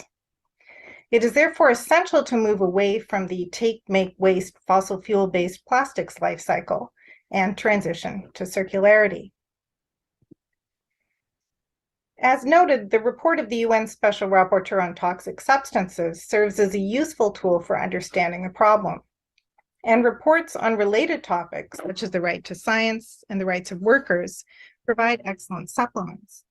Similarly, the work of UN Special Rapporteurs on Human Rights and the Environment, first John Knox, and notably his 2018 Framework Principles, and then David Boyd, who has contributed greatly with many substantive reports, they provide additional clarity, drawing together sources of international environmental and human rights law. In 2021, the UN Human Rights Council adopted a resolution recognizing the right to a clean, healthy, and sustainable environment. And this was followed in July 2022 by a similar UN General Assembly resolution. These resolutions, together with existing domestic constitutional recognition of the right, bolster the relevance and necessity of integrating a human rights-based approach to environmental problems, such as plastic pollution. So what is a human rights-based approach, and what is the right to a clean, healthy, and sustainable environment? First, the right to a clean, healthy, and sustainable environment is best understood as comprised of substantive and procedural dimensions, with cross-cutting attention to equity and non-discrimination. Moreover, each of those components are interdependent. It is impossible to enjoy a vast range of human rights without a clean, healthy, and sustainable environment. But it is also vital that procedural human rights are exercised in order to ensure the maintenance of such an environment. This means first that substantively the right encompasses clean air, a safe climate, clean water, healthy ecosystems and biodiversity, healthy and sustainably produced food, and non-toxic places to live, work, and play. Secondly, procedural rights must be guaranteed, and these include access to information, to prior assessment, precaution, and prevention, to freedom of expression and association, to public participation in decision-making, and free, prior, and informed consent for Indigenous peoples, and ultimately to access justice through accountability and remedy. A procedural understanding of rights also highlights the need for there to be a safe space for environmental human rights defenders to exercise their rights.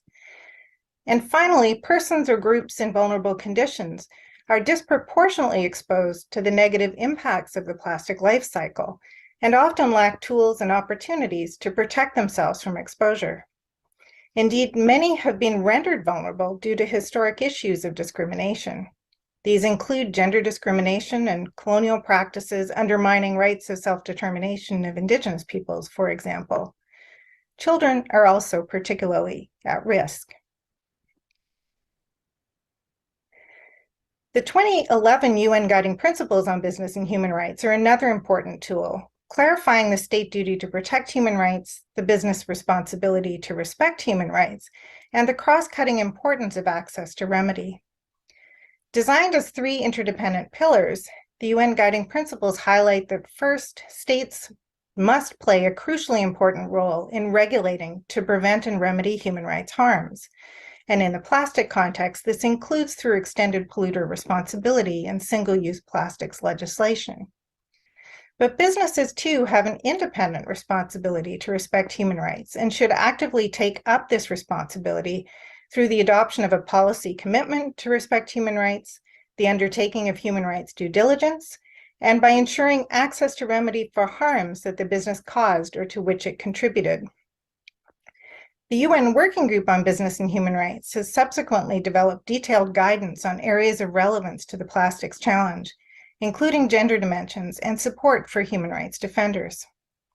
Other international organizations have also developed guidance tools that integrate the UN Guiding Principles and elaborate upon them. These include the UN Global Compact, the International Labor Organization, and the OECD through its Responsible Business Conduct guidance tools. In our work with UNEP, we have aimed to clarify how a human rights-based approach may be integrated into different stages of the transition to plastic circularity. For example, on this slide, we show how the human rights-based approach must inform product design. First, businesses must both embed the human rights-based approach and circularity into policies and management systems, rather than choosing one over the other. Second, any adverse impacts arising from product design must be identified and assessed. The third stage points to the need to redesign products so as to cease, prevent, or mitigate adverse impacts, while the fourth stage confirms the need to track the implementation and results and use lessons learned to revisit and improve existing policies and management systems, and to redesign them. Similarly, this slide illustrates how a human rights-based approach must inform the waste management and disposal stage. Stage 1 again calls for the embedding of both human rights and circularity into policies and management systems, while Stage 2 calls for the identification and assessment of adverse impacts. Stage 3 specifically identifies the need to consult with rights holders, including informal waste workers and local communities, so as to cease, prevent, and mitigate impacts, while Stage 4 points again to the need to track and learn from implementation and results. My final slide serves as a reminder that violations of human rights must be remedied, and that greater business involvement brings with it greater responsibility to prevent and mitigate harms, but also to ensure access to effective remedy. The illustration here mirrors the UN Guiding Principles in distinguishing the responsibility that flows from business conduct, depending on whether it causes, contributed, or is directly linked to the human rights harms. While it is often said that remedy for harms arising from plastic pollution has to date largely proved elusive, the work of the Commission on Human Rights of the Philippines in its National Inquiry on Climate Change serves as a reminder that scientific understandings of the nature of the plastics problem are continuing to evolve. And as they do, businesses that do not act to prevent and remedy harms may, indeed will, ultimately be held to account. Thank you very much for your attention, and I wish you all the best for the rest of the session.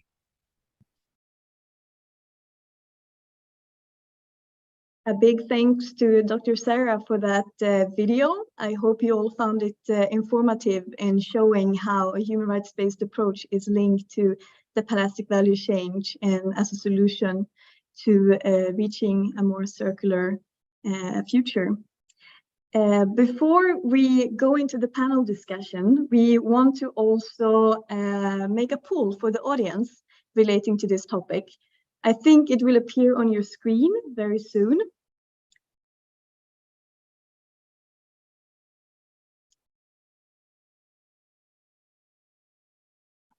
Here we go. So the question that we would like the audience to answer is, which stakeholder do you think can make the most difference in making the rights-based approach a reality within the plastic value chain? Please choose among the following options. Is it the global brands and their supply chain? Is it the policymakers, the development agencies and donors? Is it civil society, or is it the consumers? While you take the time to think about this and answer this poll, I will have the great opportunity to introduce our panelists for this panel. First, we have Vivekanand Sisla. Vivek is the Regional Research and Development Director on Personal Care and Site Leader at Unilever. He's responsible for research and development for the very dynamic hair care category for the Southeast Asia and Australia and New Zealand cluster, and represents on leadership and business team for Thailand and Vietnam. He also drives the innovation agenda for 12 countries and is the site leader for research and development Bangkok with over 200 employees. Very well welcome, Vivekant. Thank you. Thank you for the opportunity. Next in our panel, we have Golda Benjamin. Golda is the Access Now campaigner for Asia Pacific. She previously worked with Business and Human Rights Research Center as Program Director for Asia, Labor and Corporate Legal Accountability. Having started as a grassroots lawyer for farmers and workers, Golda has shaped her work via litigation, policy advocacy, and campaigning. Welcome, Golda. Thank you, Lynn. Good afternoon, everyone. Next, we have Russell Mahoney. Russell is the Vice President in Public Affairs, Communication and Sustainability at Coca-Cola. He was formerly Group Director for Public Policy, where he led Coca-Cola's integrated engagement strategies on policy issues in ASEAN countries, Australia, New Zealand, and the South Pacific. Very welcome also, Russell.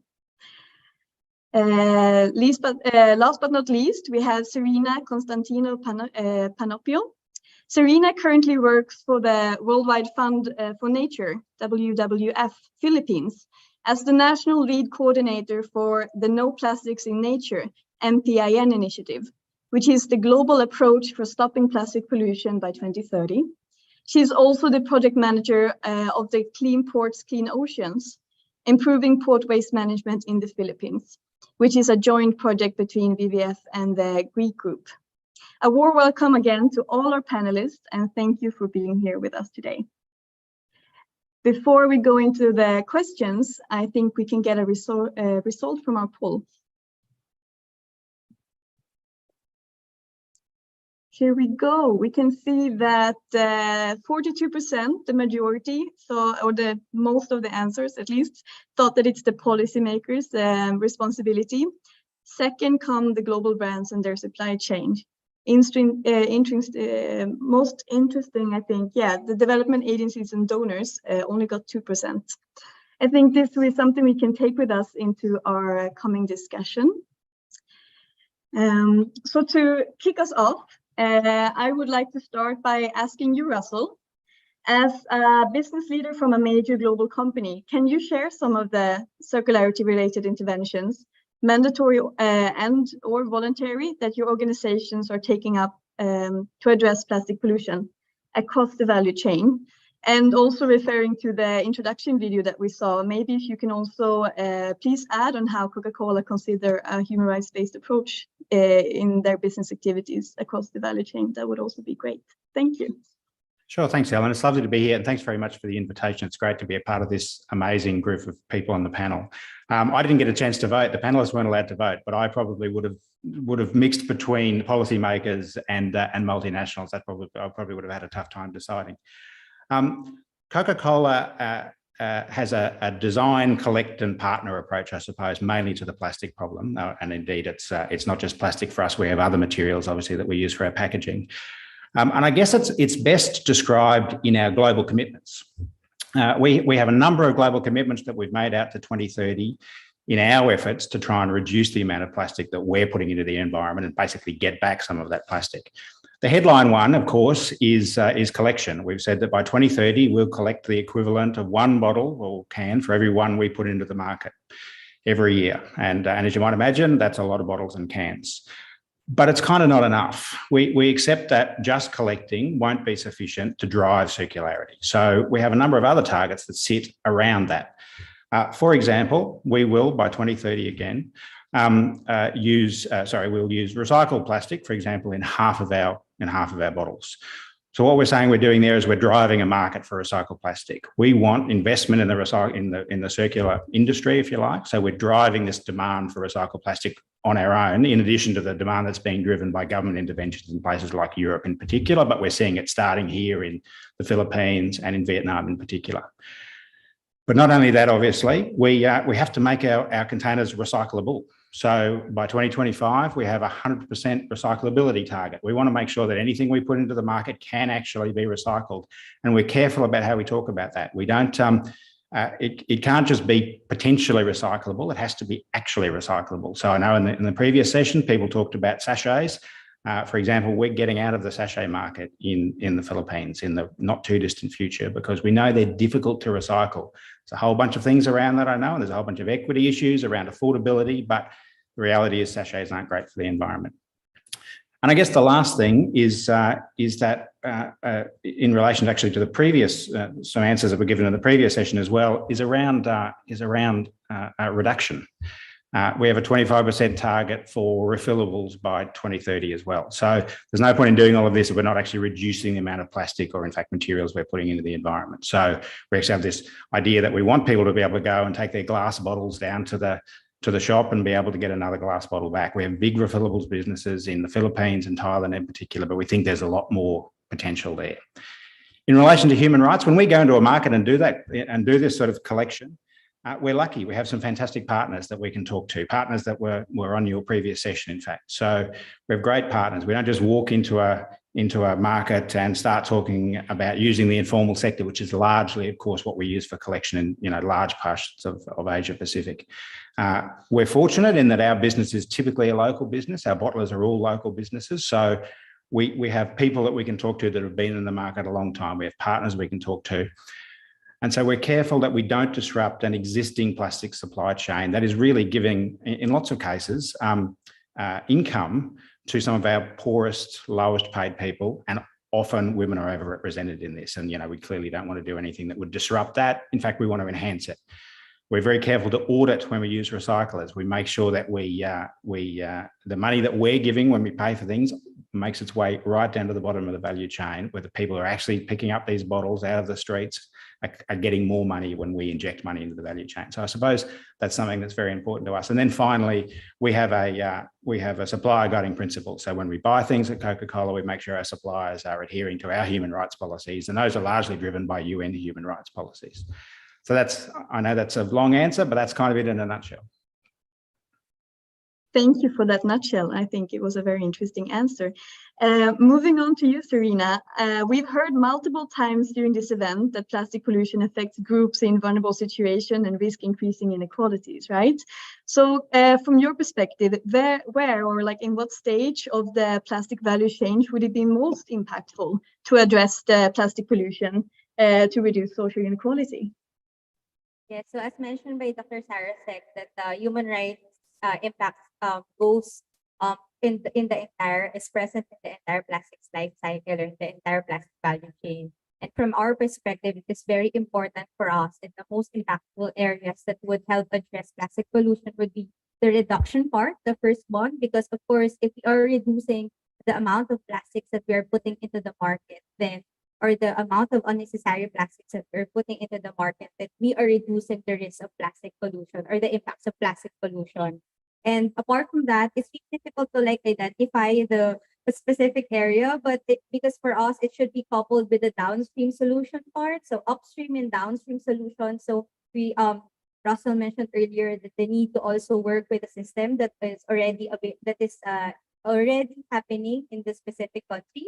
And in this part, it's very important to also look at how we can build on the solid waste management system in the country.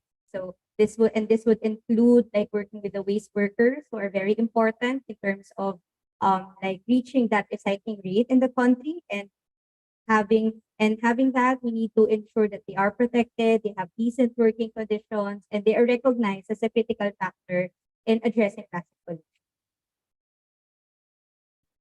Thank you so much. I know it can be hard to point out one area, right?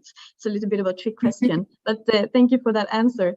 Vivek, now very curious to hear about Unilever and the work that you do, and how have you improved the inclusive approaches, perhaps also including taking a gender into account while implementing circular economy interventions?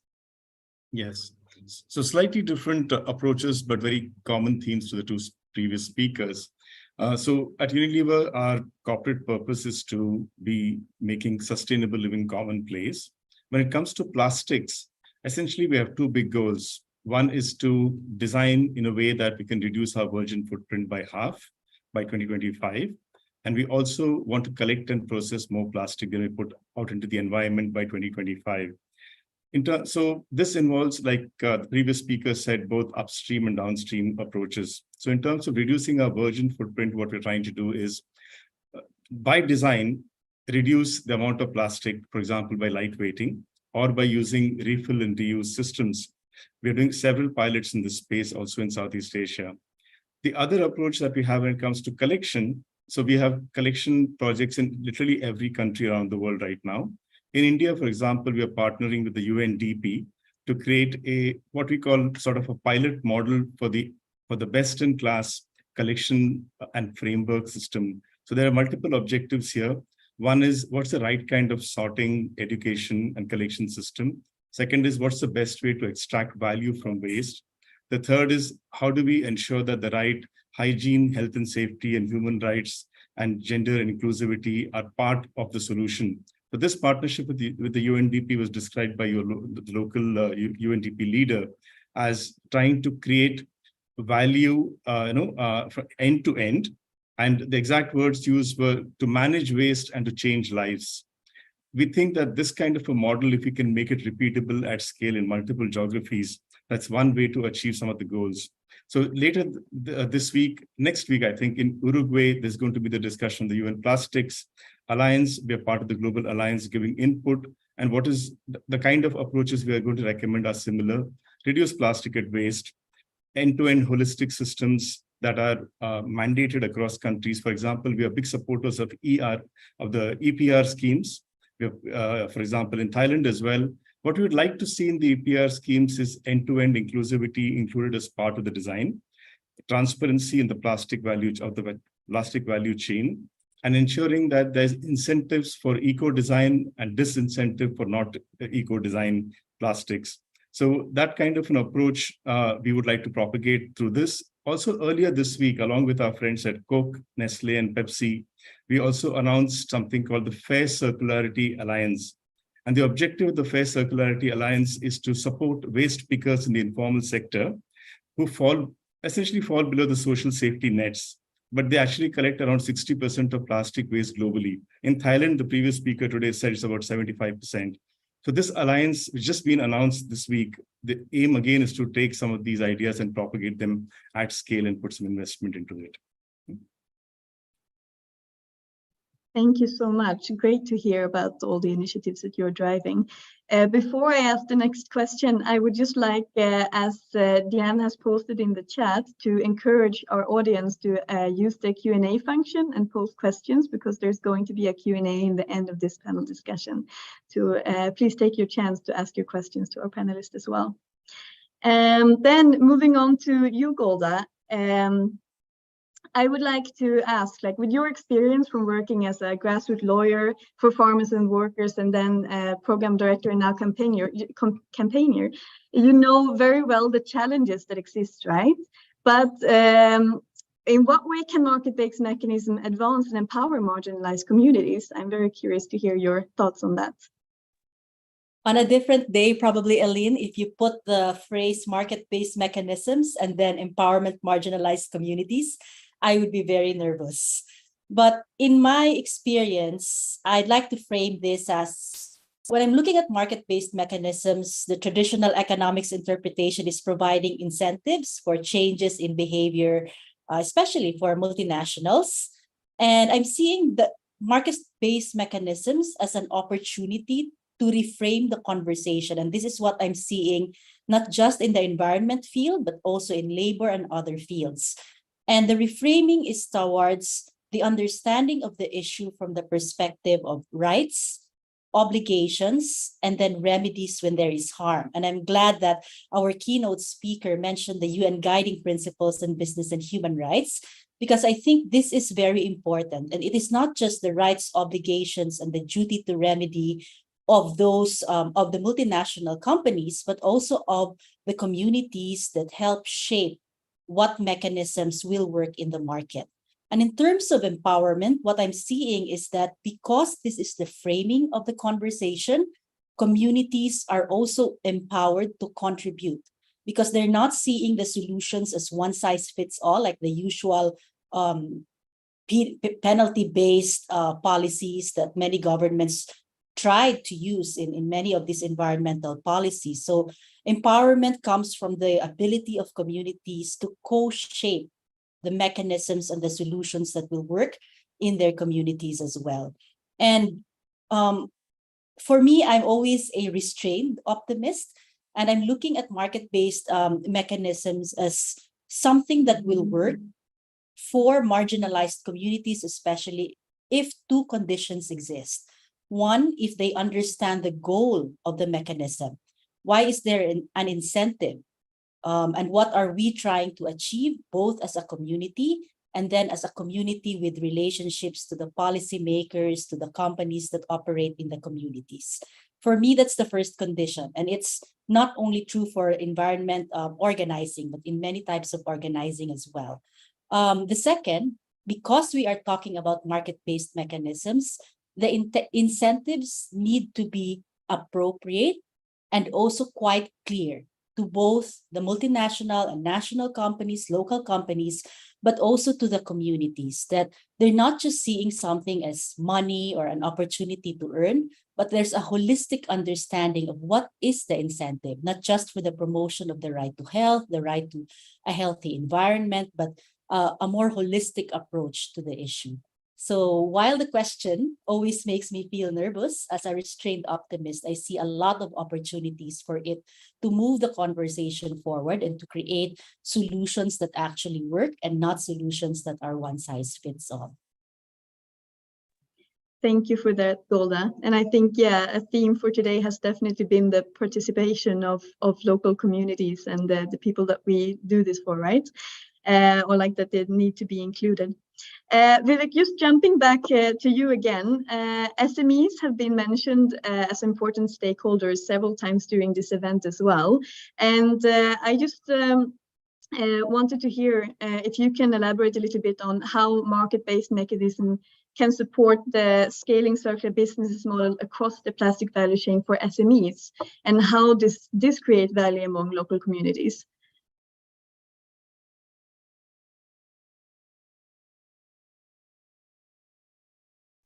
You're muted, so please just unmute yourself.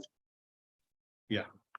So if you look at the problem of plastic, for example, the World Bank has said that there's 6 billion of value in the plastic waste around us, you know.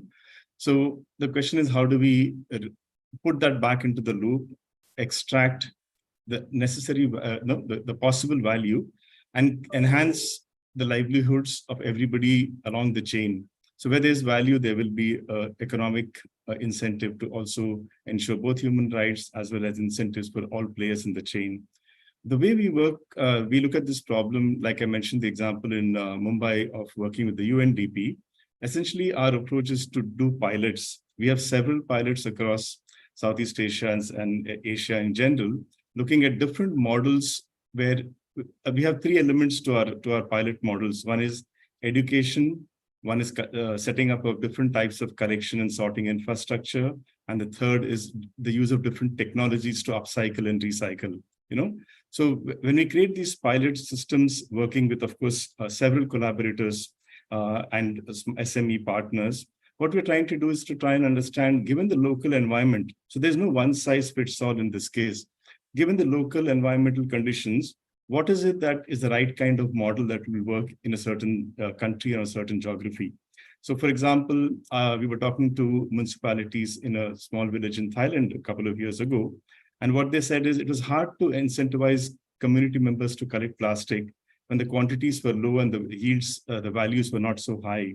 But when they started a scheme in the village by which you could collect the plastic in the village, it would be sold to a collector, and the money would go to pay for funerals for those families who could not afford funerals for their families, then it was a lot more interesting for people to start getting into plastic collection. So I think when we come into involving communities and involving small and medium enterprises who have got different kind of approaches and technology solutions, we heard the CEO of Trash Lucky earlier, you know, what we would like to see when we do these pilots is, in the end, when you want to scale up, we need certain degree of harmonization. So we learn from the pilots.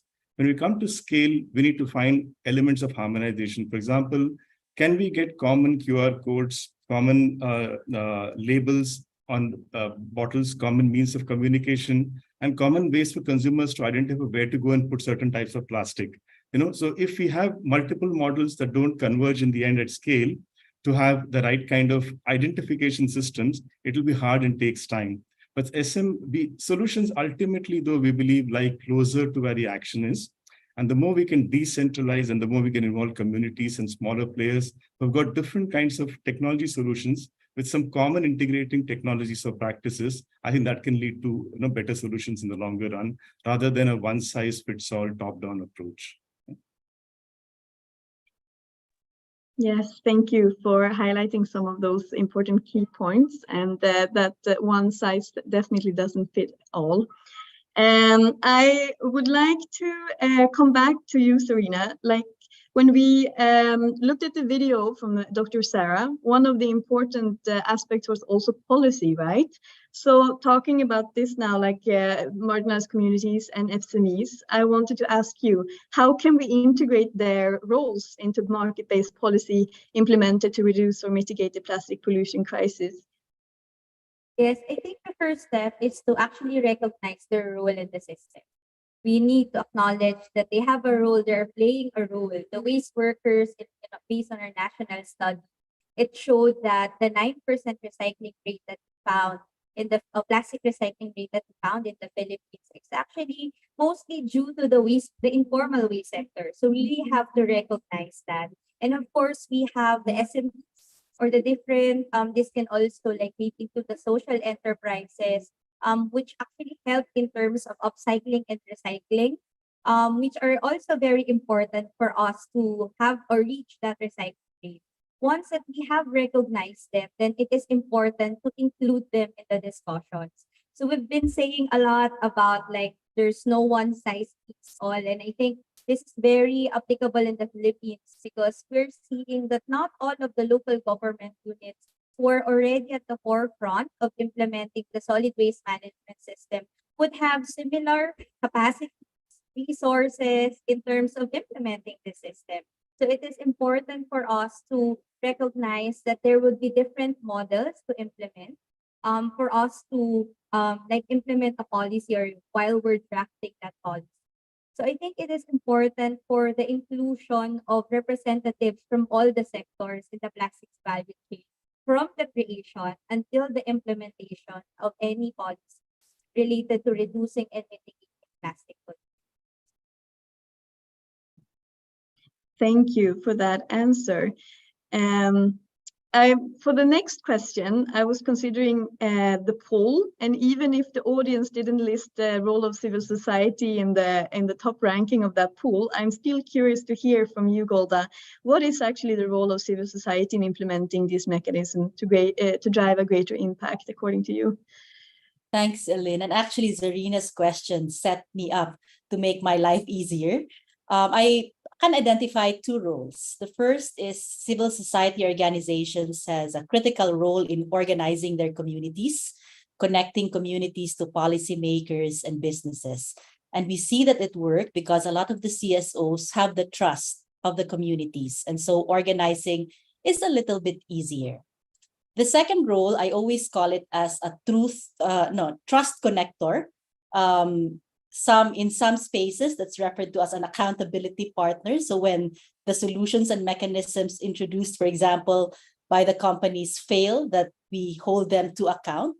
But the reason why I'm labeling it as a trust connector is that because the solutions are no longer solutions coming just from the companies, it should be solutions coming from the community as a whole.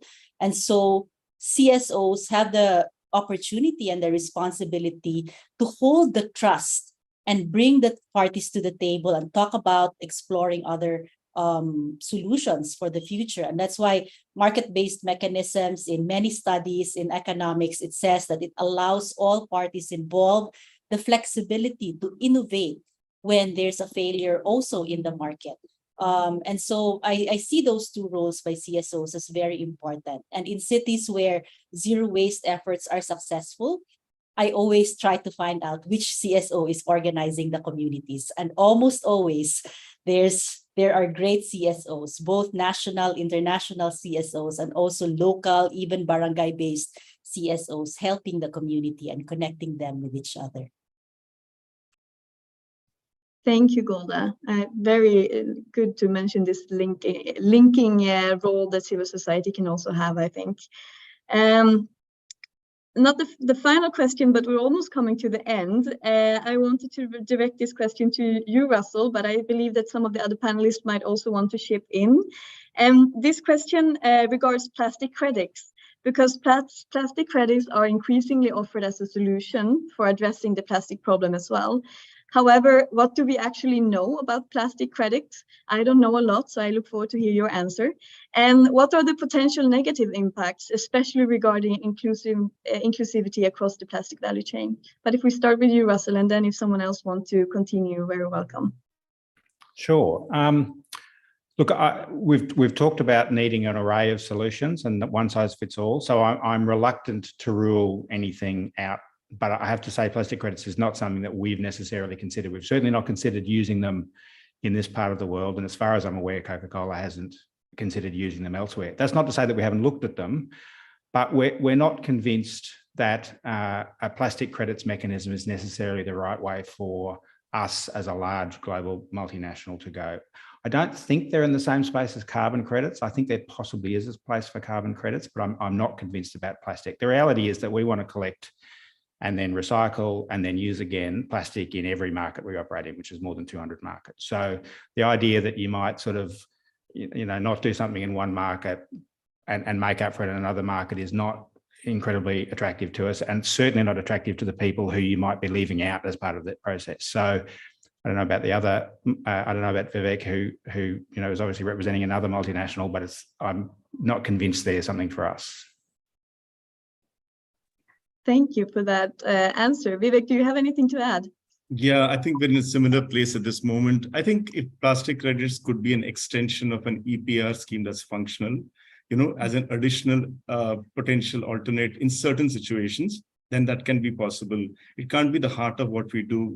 The heart of what we do must be an EPR scheme that in the future also incorporates the plastic alliance, and the UN treaty that's going to be formed. That's the heart. And around that, there could be other solutions like Russell mentioned, these are addendums, these are alternates, but they are not the main thing. Thank you so much. So, you mentioned that VVS had a position paper on this, right? So do you have anything to add to the conversation? Yes, I actually agree with Vivek when he mentioned that it should not be the heart of the intervention.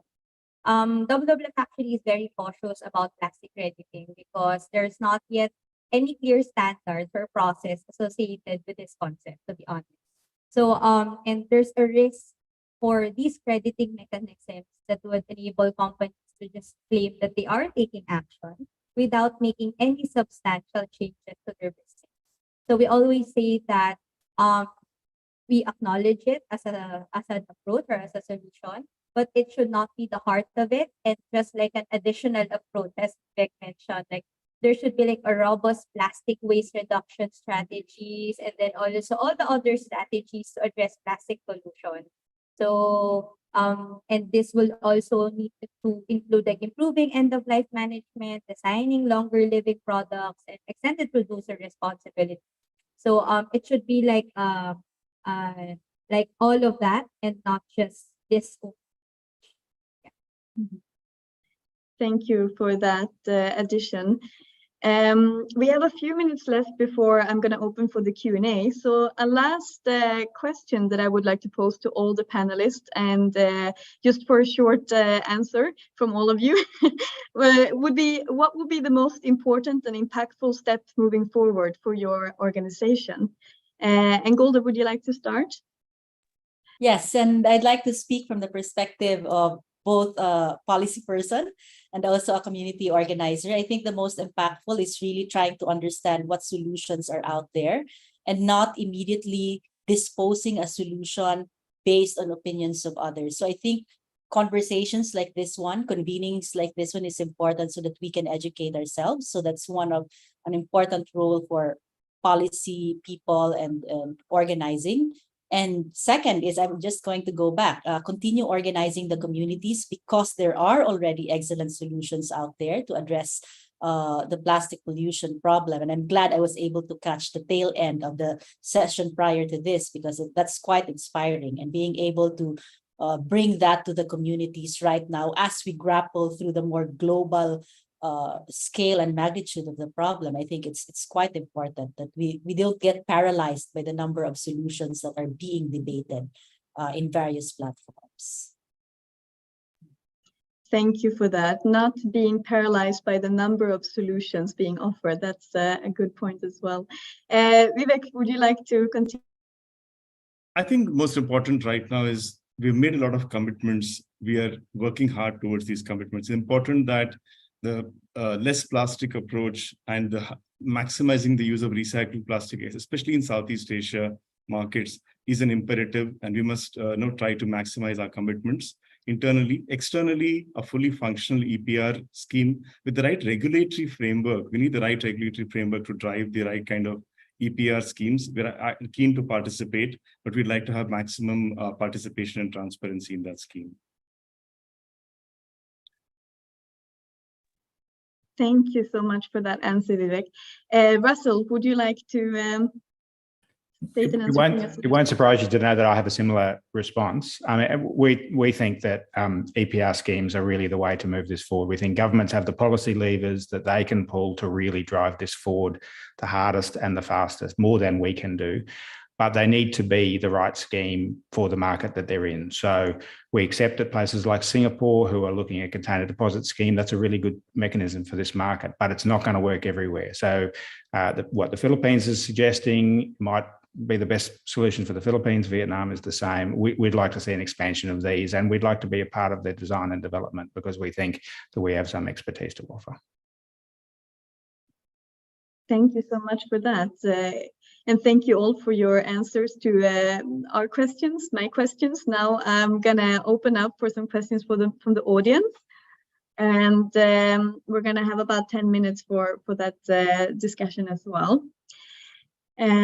So the first one, the first question, I think it is for you, Russell. Let me see.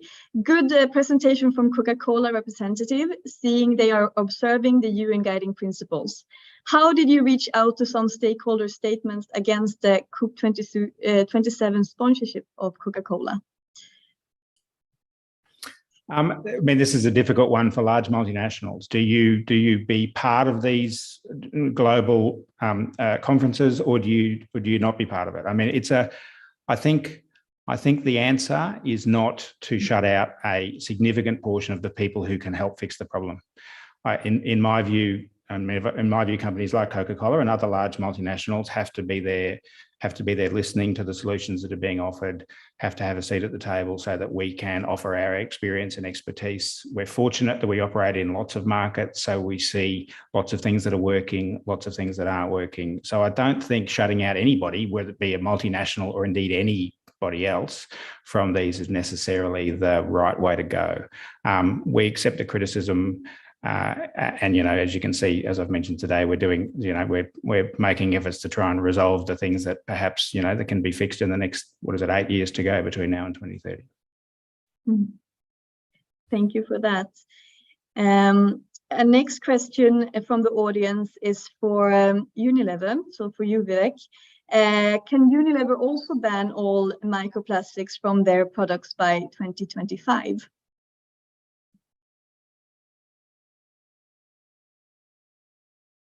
Sorry.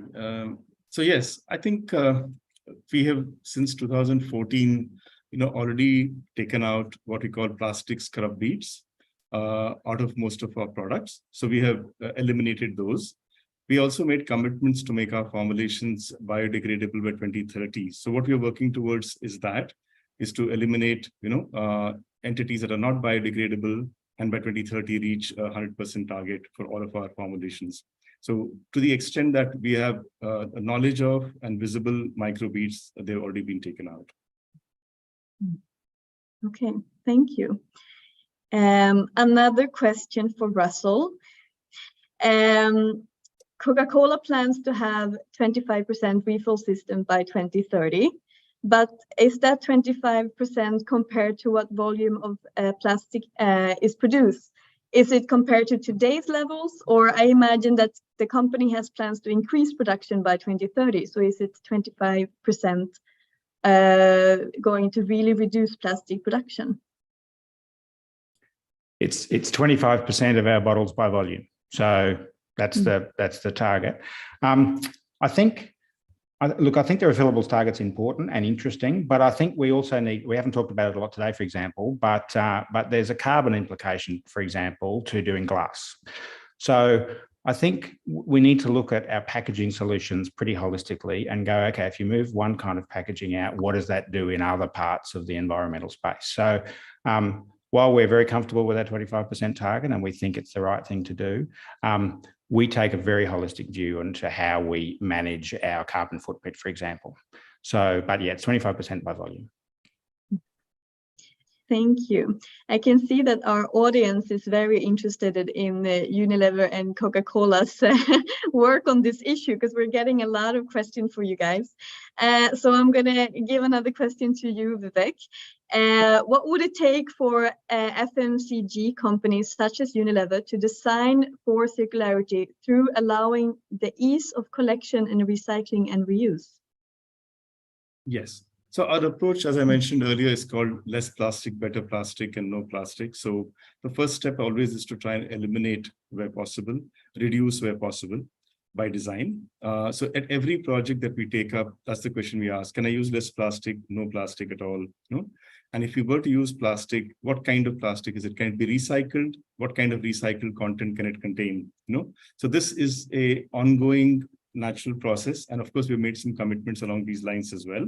And we are partnering with a lot of expert packaging companies around the world to find solutions where we find that they don't already exist. So in the last few years, you would have seen us publish several examples of places where we have either replaced plastic with something, or we have been able to use recyclable plastic where we could not earlier. For example, most recently in pumps and bottles, which had multiple components, we've now been able to do some pilots with single material, which can be fully recycled. So that will be the approach, which means make it part of our system. And at every new initiative, we make sure that we try and eliminate some of the challenges from the past. Thank you for that answer. I also have a question that goes to both of you. Sorry, Serena and Golda, there are mostly questions to Russell and Vivek. But this question to Unilever and Coca-Cola is, context and regulation have improved corporate approaches to packaging moving forward. What funding provision is being made by either Unilever and Coca-Cola, percentage of profits, to address the historical accumulation of plastic waste for which they are responsible, and in lieu of an EPR scheme? Does any one of you feel that you can answer that?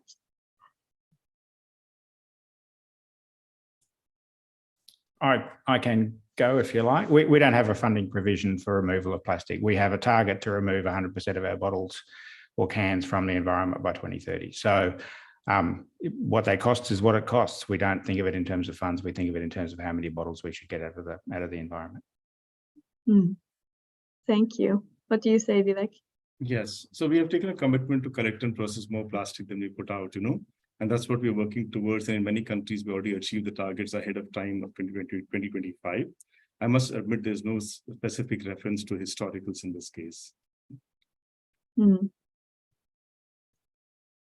Thank you so much. Let me see if we have some more question coming in here, also in the chat.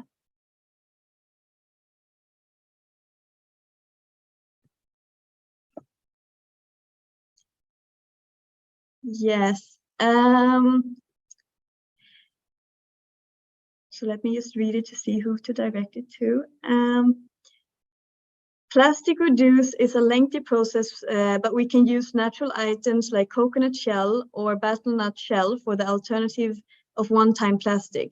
So how can we implement the use alternative for plastic globally? Another question is also, can we reuse the plastic products as eco bricks? Does anyone feel that's a question they can answer? I mean, we spoke about looking at horses for courses before, and all of these are in scope, essentially. It depends on the kind of properties of the material you're talking about, So does it provide the right barrier? Is it safe for consumers to use? How long can it last, right? So for every design, we look at all alternate materials that are available.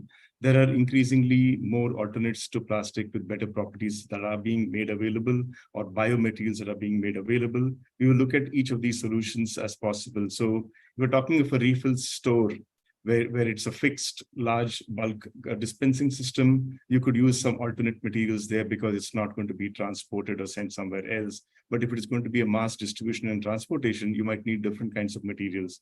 So I'd again say that very much alternate materials are in scope. Then it depends on whether we can make them viable from a consumer perspective and from a safety and hygiene perspective as well. Yeah? Thank you for that answer, Vivek. I now have a question that is for both Golda and Serena, and that is building on the answers that you've already given, but how can SMEs and civil society work with larger companies and multinational companies as well?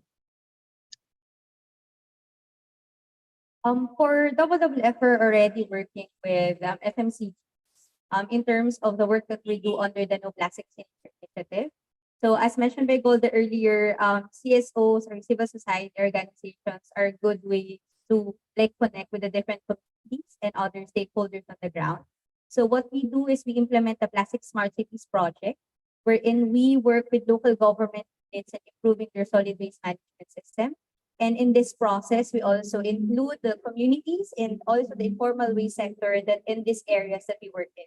So, and building on the innovation earlier that was mentioned, I think it's important to bring these innovations, but to make it as scalable as possible so that it can readily be adopted in the different areas that we're in. Because that's always the problem that we are seeing in the project sites, is that there's an innovation, but it's not yet ready to be scaled.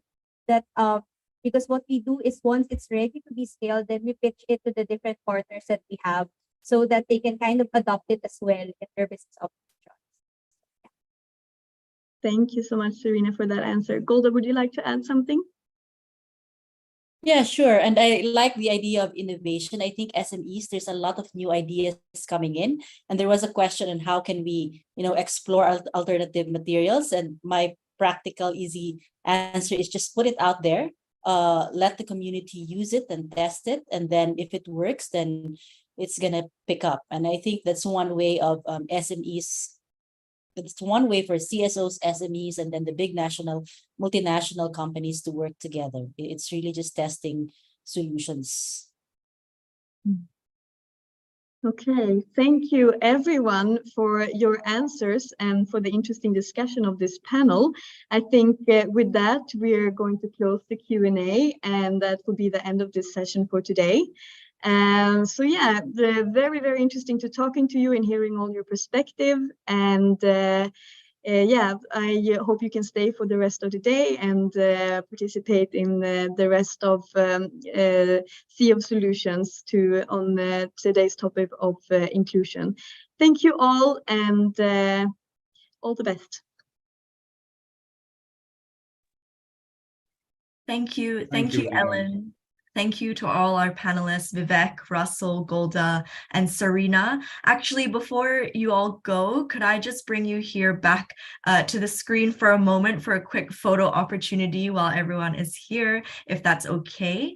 Okay, that's great. Everyone's back. We'll take a photo in 3, 2, and 1. And one more time, 3, 2, and 1. Thank you. Thank you very much.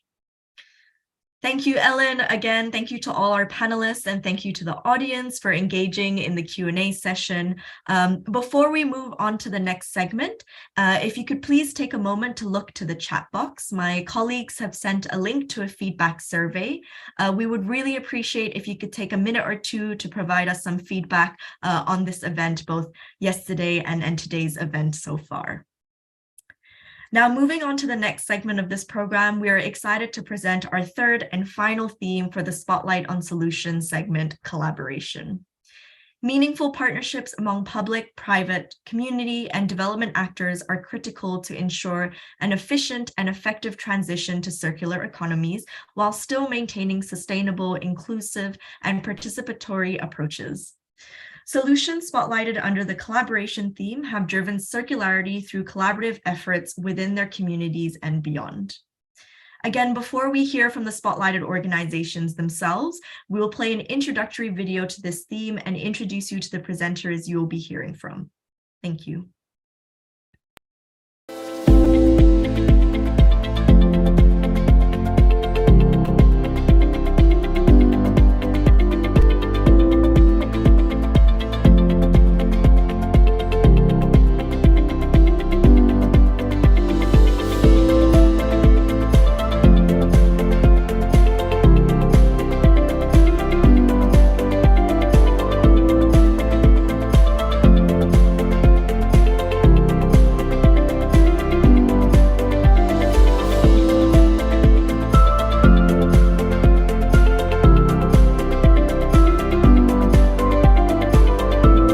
Penang Green Council or Penang State Government, we promote waste segregation at source policies that encourage our local community to understand the importance why we need to segregate our waste from the source, and also, in another hand, by educating our people on reducing waste, the importance of that. And ultimately, we wish to create the long-term behavioral change among the community.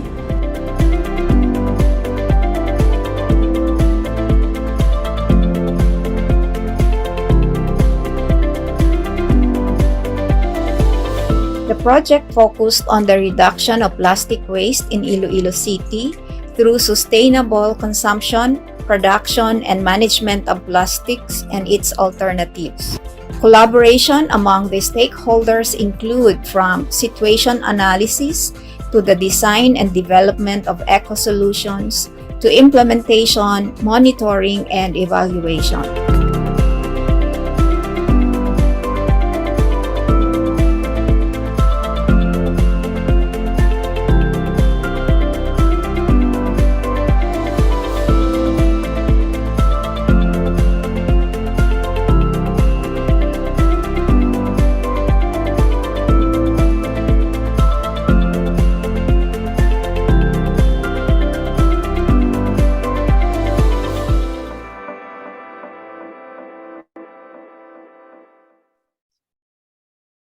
We hope you enjoyed the video. Before I introduce the first speaker for this theme, remember that if you have any questions, please do place them in the Q&A function throughout all the presentations.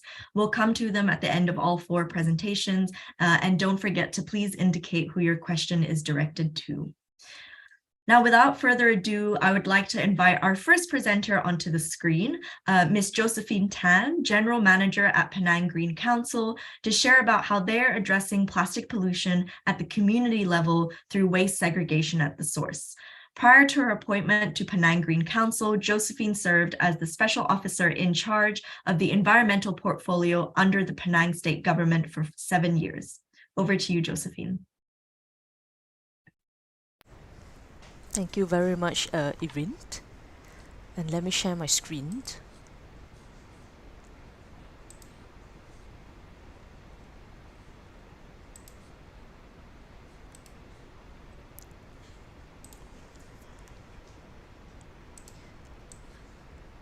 Are you able to look at my screen? Yes, perfect. All right. Okay. First of all, thank you very much for the invitation from Sea of Solutions and UNEP Environment Program, COBSEA, Sweden government, and also our EB Impact. So representing Penang Green Council today, and the pilot project that I wish to present for today is waste segregation at source, which is solving our plastic pollutions in Penang through a collaborative approach on that. So before I start for the pilot projects on that, on what we are doing in Penang, Malaysia, just a little bit on our agency. Penang Green Council, we are established by the Penang State Government in the year of 2011, and we are the social profit government-linked company that tasked to nurture, facilitates, and coordinates the environmental causes in Penang. So basically, in Penang Green Council, we focus on main 3 themes. From circularity, so we focus very much on circular economy in our waste, energy, and also water efficiency. Then secondly, we promoting sustainable development, especially in the policy making for the Penang State Government. Thirdly, we are promoting the climate change and adaptation policies making among in Penang government. So just a little bit of a quick information on Penang, Malaysia. So Penang, Malaysia is an urbanized state located in Southeast Asia that until currently we have around 1.77 million populations with just a total area of 1,049 kilometers square. So Penang is also known as the second smallest state in Malaysia. So it consists for island and Seberang Pride, which we know as mainland as well for the whole Penang. So, of course, Penang faces challenges in our solid waste management due to limited land availability, and we have only one sanitary landfill for the whole Penang state for our waste. So in 2019, approximately, we have 2,020 metric tons of waste per day that is sent it to our one and the only landfill.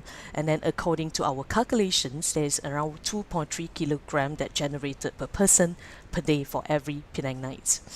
And based on the study by World Bank on plastic circularity opportunities in Malaysia, it was also reported that only 24% of plastic that has been introduced to the market were recycled. So this is for Malaysia study.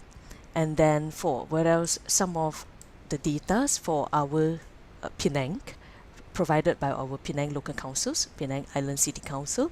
We have 22.79% of plastic waste that has been generated on the island side, whereas for the mainland side, is recorded about 14% of plastic waste. So it consists make up to the second highest waste being generated in Penang. So of course, we have our visions and targets for national targets and also Penang state targets. So for national targets, we aim to achieve the 40% recycling rate by year 2025, and also 25% of post-consumer plastic packaging to be recycled by the year of 2025, and also 100% of recyclability of plastic packaging by 2030. This is our national targets. Whereas for Penang State, when we narrow down for state level, Penang State is target for 70% recycling rate by the year of 2030, and currently we have achieved 51% for this year. So apart of that, we have also have the aim of achieving 100% of hotels in Penang practicing no single-use plastic by 2030, and also 100% of free of use of single-use plastic by the year of 2030. So with all the ambitious national targets and all the state targets, I would like to introduce some of the plastic journey in Penang. As Penang is also one of the first state in Malaysia that introduced for no free plastic bag days since the year of 2009, and then we are also one of the first state that banned on polystyrene food containers starting beginning of 2012. And 2016, officially, the Penang State, we have introduced for waste segregation as source policies, and is supported by a bylaw in that. Then until today, our no plastic bag day has officially moved into no plastic bag days every Monday and Wednesday. And whereas for Thursday and Sunday, we every plastic bag we have increased the charges from previously 20 cents, and today is charged for 1 ringgit for every piece of plastic bag. So this is one of the pilot projects that I wish to share for today on what we are doing in the effort of reducing plastic waste in Penang. So we know there's waste segregation as source policies, and is in solving plastic pollution in Penang, which we focus on main 2 locations, and one is suburban locations and another one is an urban locations, which consists of residential area. So Penang Green Council has working together with one of our local council in mainland that conduct a pilot project with the aims of 4 aims, and that firstly is to reduce the usage of single-use plastic. Secondly, promote and educate the local communities for waste segregation as source, how to segregate it properly. And thirdly, how to increase the recovery of plastic, that giving the plastic a second life. So fourthly is of course to introduce and encourage what is the model of circular economy among local community. So before that, ever since before every pilot project, these are some of the key initiatives that we will conduct for that. So for this project, we aims to involve some various stakeholders to promote mainly long-term community behavioral changes. So in order to achieve that, the key initiatives that we focus on are stakeholders consultation and workshop. So previously, we provide a platform to discuss and deliberate on the various green initiatives that have taken place in relation to tackle plastic pollutions as source in Penang. So as well as planning the way forward, listening to all the stakeholders involved, ranging from government sectors, institutions, experts, private sectors, and also local communities and non-government government organizations. So these will also include the planning of the way forward on how to embed circular economy solutions on the island and also our mainland side. So apart from that, we have some workshops we known as a Sustainable Neighborhood Development Program, and some of the trainings and workshop that we provide for local communities. And we also, after we identify the pilot projects a venue, we will conduct a domestic waste survey. This is to collect data on waste generated by the residents, and of course we have to identify the waste compositions at the areas itself. So thirdly, we have introduced a circular plastic kiosk that consists of shredders, extruders and molders, which will help to create another, give our plastic waste a second life on that this machine has been promoted within our local communities and is partnership together with our local universities on that. So to enhance the circular economy practice, or the 4Rs practices in our pilot projects, which is recover, recycle, repurpose, and recyclings on that within the community. So officially, we have introduced the planting green community, which is known as PGC model as well, has been introduced to this pilot project. So the model basically outlines for 6 key steps, which is starting from identifying problems and challenges. And then this can be only done that we engage together with our local communities. So after we have identified the problems and challenges from the local communities, so we start off a series of trainings and workshops and educate for our local communities. And this all process is actually lead, and we involve our local community leaders on that. So we're talking back into today's main topic on that, collaborations, why it is so important on that. So in managing the plastic value chain in Malaysia, we have no doubt that multi-stakeholders partnership must be strengthened. And this can only be done by applying a people-centric approach. So in Penang, we uphold 4 Ps partnership, which is public, private, people, professionals partnership. So building of strong relationships between and collaborating with our different or diverse stakeholders allow us to generate new ideas and also enable more holistic decision making. So for years, stakeholders' involvement is a very crucial key in tackling plastic pollution at source, and it is also very essential in the planning of the way forward for embedding our circular economy solutions in Penang. So by working together with our stakeholders, we can provide support to the local communities in the form of education and awareness. We assist in publicity, government we assist in financial incentive, and skills and expertise in order to scale and improve on the ground operations. So by collaborating with the local community leaders, which is also empowering them, not only help us gain better insights toward the skills and resources already available within the community, but also empowered them to take realistic and concrete steps towards participatory development planning. So 4 main stakeholders has been involved in this pilot project, or usually we will involve 4 main stakeholders in our pilot project. That will be consist of government, institutions, private sectors, and informal sectors. So PGC in every pilot projects that we are doing is playing or providing a multi-stakeholders platform that brings together policies makers, professionals, experts, business sectors, civil societies, organizations as well. So by using that, we have some track records on that. So we have our 100% of our people aware of no free plastic bags day every day, and Penang is also one of the state that achieving the highest recycling rate in Malaysia, which is 51.18% up to today.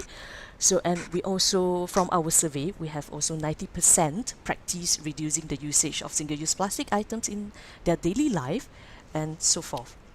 So basically, we have received a good feedback from our local communities. So of course, we have some main challenges that ever since we do or we undergo to overtake our pilot projects. Of course, the first main thing is the public behavioral and mindset. So the ability to engage our public and also to get them to cooperate and understand in waste management greatly depends on their level of awareness and attitudes. So although many awareness and education programs that have been conducted, and then these education outreach and programs, actually PGC has been conducted more than 10 years. So the concept of take, make, dispose, and someone will clean it up mindset are still entrenched in communities.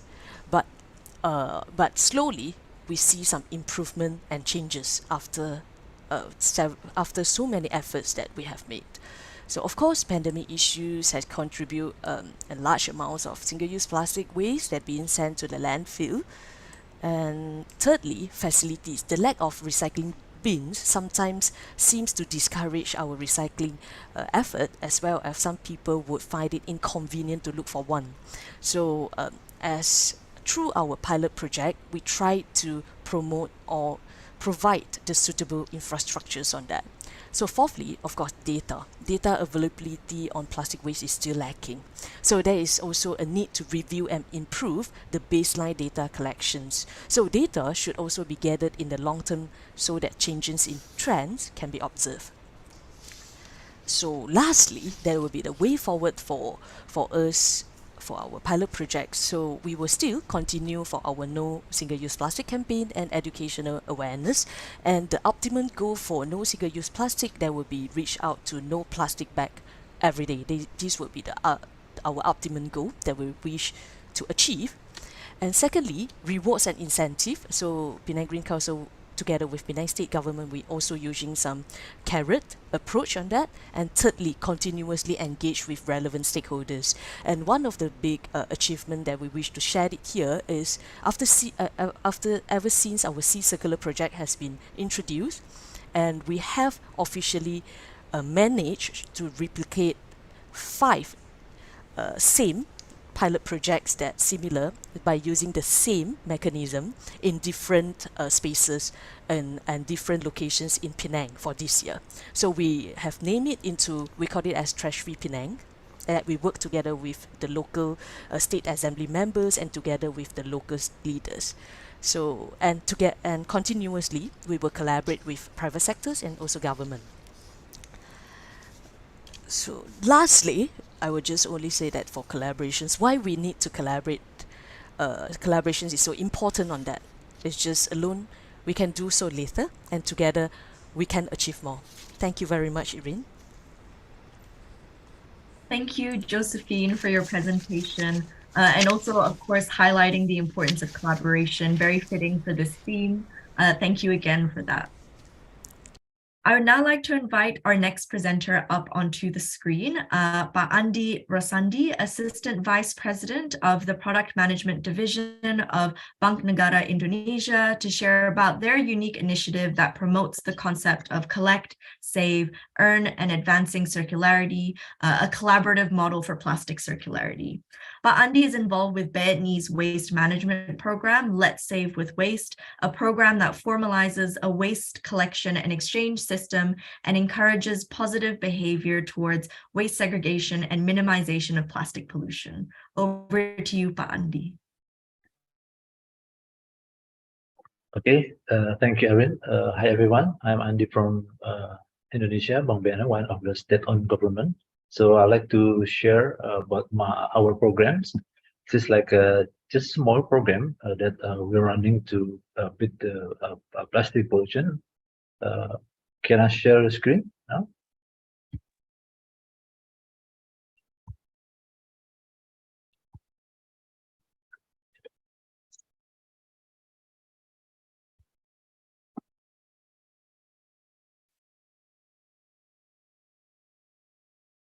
Can you see my screen, Erin? Yes, perfectly. Yeah. Okay. Allow me to share my just little program that we are running in Jakarta, the capital city of Indonesia. The program we call it Let's Save with Waste. The aim is less gas society, less waste community. So maybe this is a program from different angle, different side that we are running, because we are a bank, a state-owned government bank. So we also running the program for financial literacy and also for the environment. So this is to different aim that we have to achieve with this program. This is our mission and vision and mission. The vision is to be leading financial institution. This is normally as a bank, and then we have several missions, but one mission that's important and related to the environment is to increase the corporate concern and responsibility to the environment and community. This is the baseline that we running the program that decide like the financial aim to get profit to drive the economical growth in the country. We also have to care about the environment and community.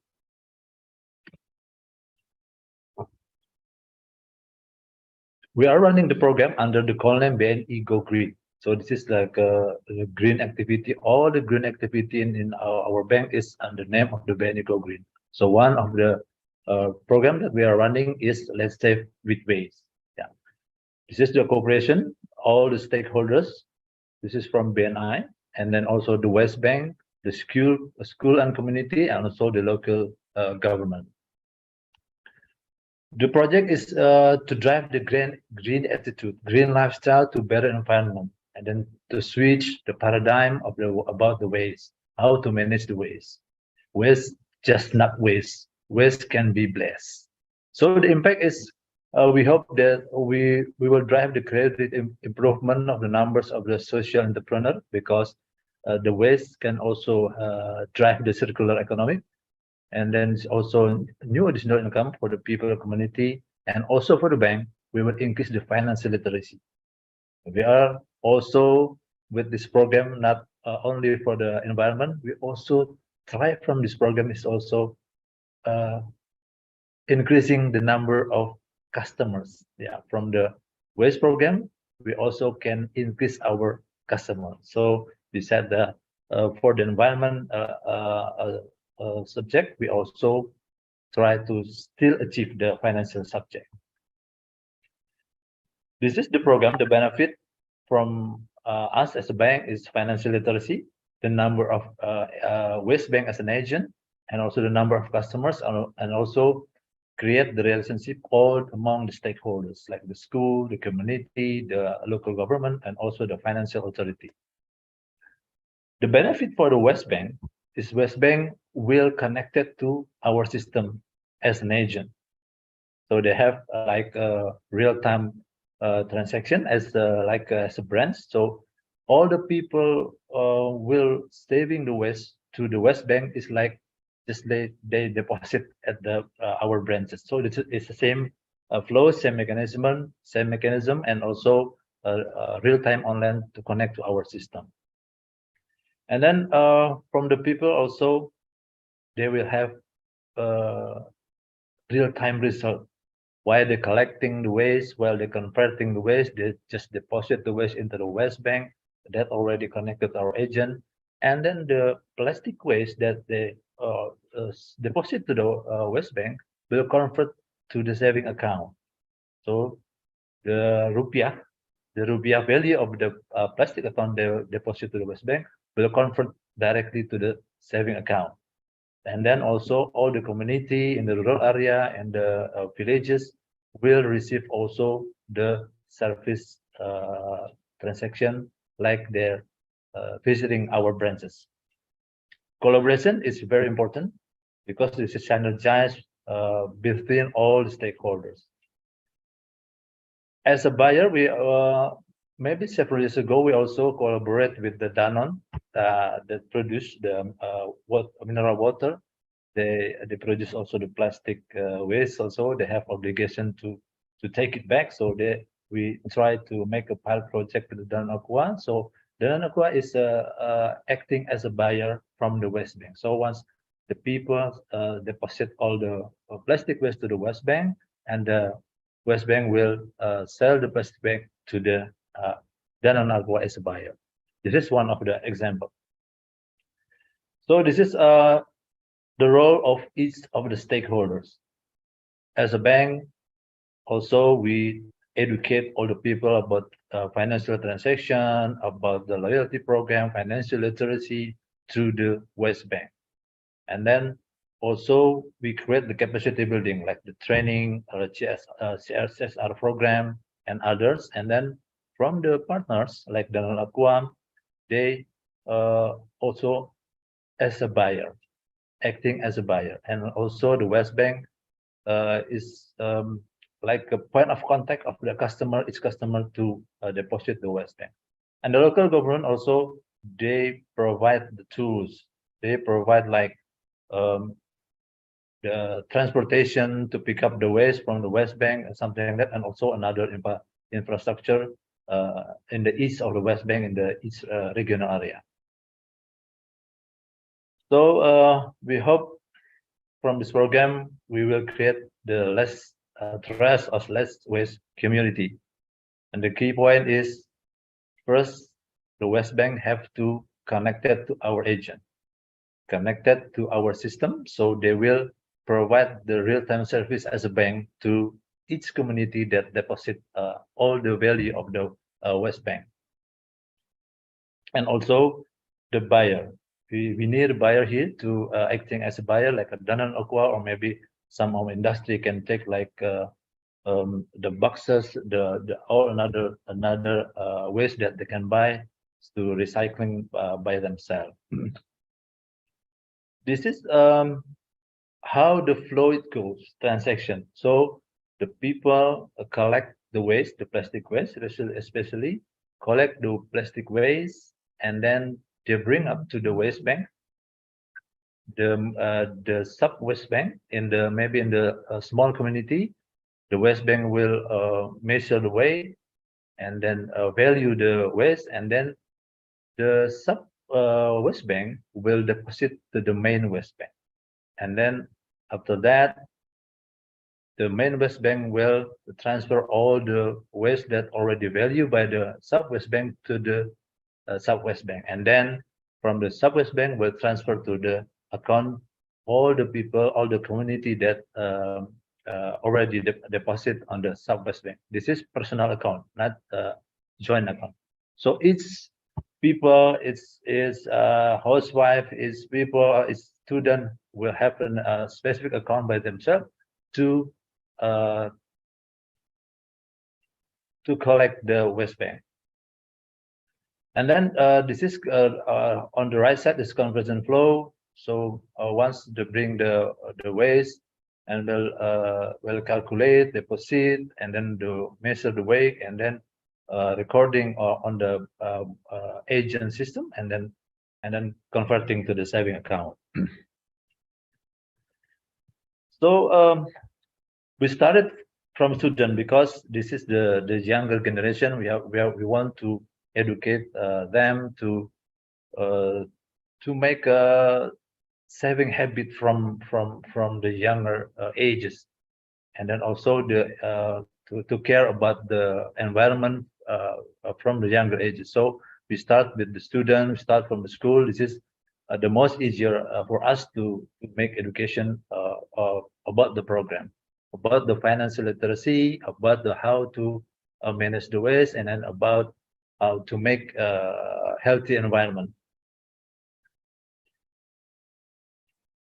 We also provide the specific saving account for this program. This is we call the basic saving account. The orange one, the WNI Panda, is for the adult people, and then the another account is for the student. All this account is free of charge. They will get book, passbook, and they will get also the ATM card. It's all free. So to motivate, to educate them to get to collect more waste, and then to more get saving in their account. This is about our little journey. So I start at 27 on March. Start with community, and then we start, and then on the 27 at the main West Bank, and also another we try to scale up with the local government of Jakarta. We try to make like a memorandum of an understanding, so we can scale up to all the area in Jakarta. And then in 2018, we also collaborate with Financial Service Authority because this is related to the financial literacy. So we also include the Financial Service Authority to support also this program. In 2019, we moved at 6 districts of Jakarta. It is the result of the program. So the account increases from the 2018 September or 2018 to 19 is the account who involved in this program increasing to 100% more, and also the balance increasing more than 47%. And this program, the result, this is before the pandemic situation. We also covering like 250 school, 150 West Bank that already converting to be our agent, and also 200,000 people individual and 150,000 students already involved in this program. So the total saving that create from the saving with waste is more than 1 billion Indonesian rupiah just from the student. So and also the result of this program is also collecting about 300,000 kilo of the annual plastic collection from the individuals. We try also to get more collaboration with other stakeholders. This is we collaboration with the Jakarta Boy Scouts. So we provide them like bicycle with in the side of the bicycle, so they can move around to cleaning up all the area by bike, and then they're also connecting to our West Bank. So in the maybe just in the 2 years of the we are implementing this program, I think we will have like 5 awards. This award from the Public Relation Award from the Financial Authority, and also another award. This is, I think, is proud of us because this is a government respect us about the program, and also the Financial Authority. And that's all. That's my presentation about our just small program. This is maybe just small step from us, and also we want to scale up this nationwide maybe next year. And then we need all the cooperation for the stakeholder. Now we just collaboration with the Jakarta government, or maybe we try to move on to the Ministry of Education nationwide, and also the Ministry of Environment. So I think we will get help from 2 kind of ministry to scale up this and to broaden this program into the nationwide. Okay, thank you. That's all from me. Thank you, Pak Andi, for your presentation and for sharing about BNI's Let's Save with Waste program. Moving on, I'm excited to now invite Dr. Mary O. Penetrante from Central Philippine University to share about their city academic collaboration for eco-innovation and plastic-free cities. Dr. Mary is a professor at Central Philippine University. She joined the university in 1991 and since then has served the university in various capacities. As chair of the Department of Computer Science for 5 years, as program coordinator of the Doctor of Management program for 2 years, and as director of the University Research Center for 5 years. Over to you, Dr. Mary. Thank you, Erin. Good afternoon, everyone. Let me share my screen.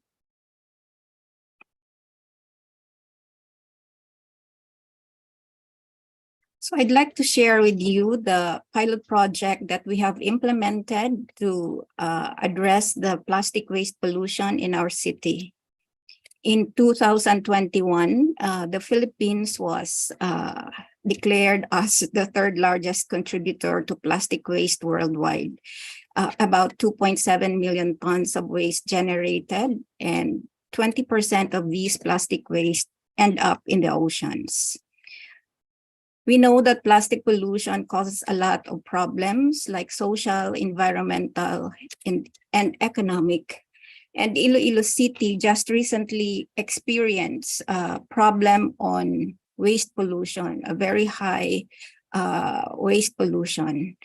One of the key officials of the city was quoted saying that the river at the heart of the metropolis is dying, and fish kills have become a regular occurrence at the river because of the unabated pollution it absorbs.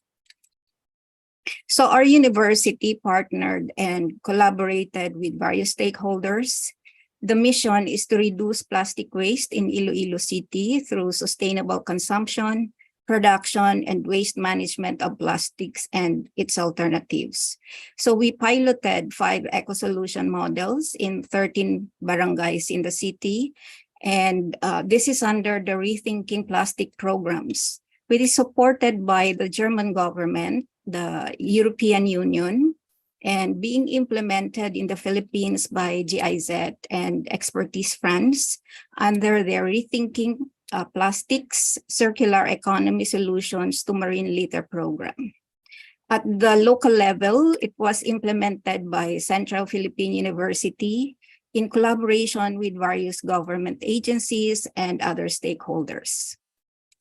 So a pragmatic and multi-stakeholders participation and collaboration approach was adopted, wherein various stakeholders participated and collaborated on several activities like supervised survey, focus group discussions, key informant interview, validation meetings, stakeholders dialogue, consultation meetings and workshops.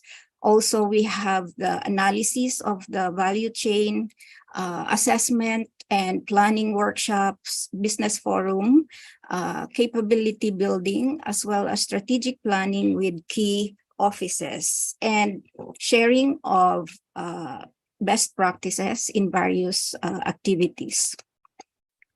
So the collaboration was integral at different levels, from the team to institution to community and other forms of collaborations. So we have prepared a short video about the project, so let's watch it.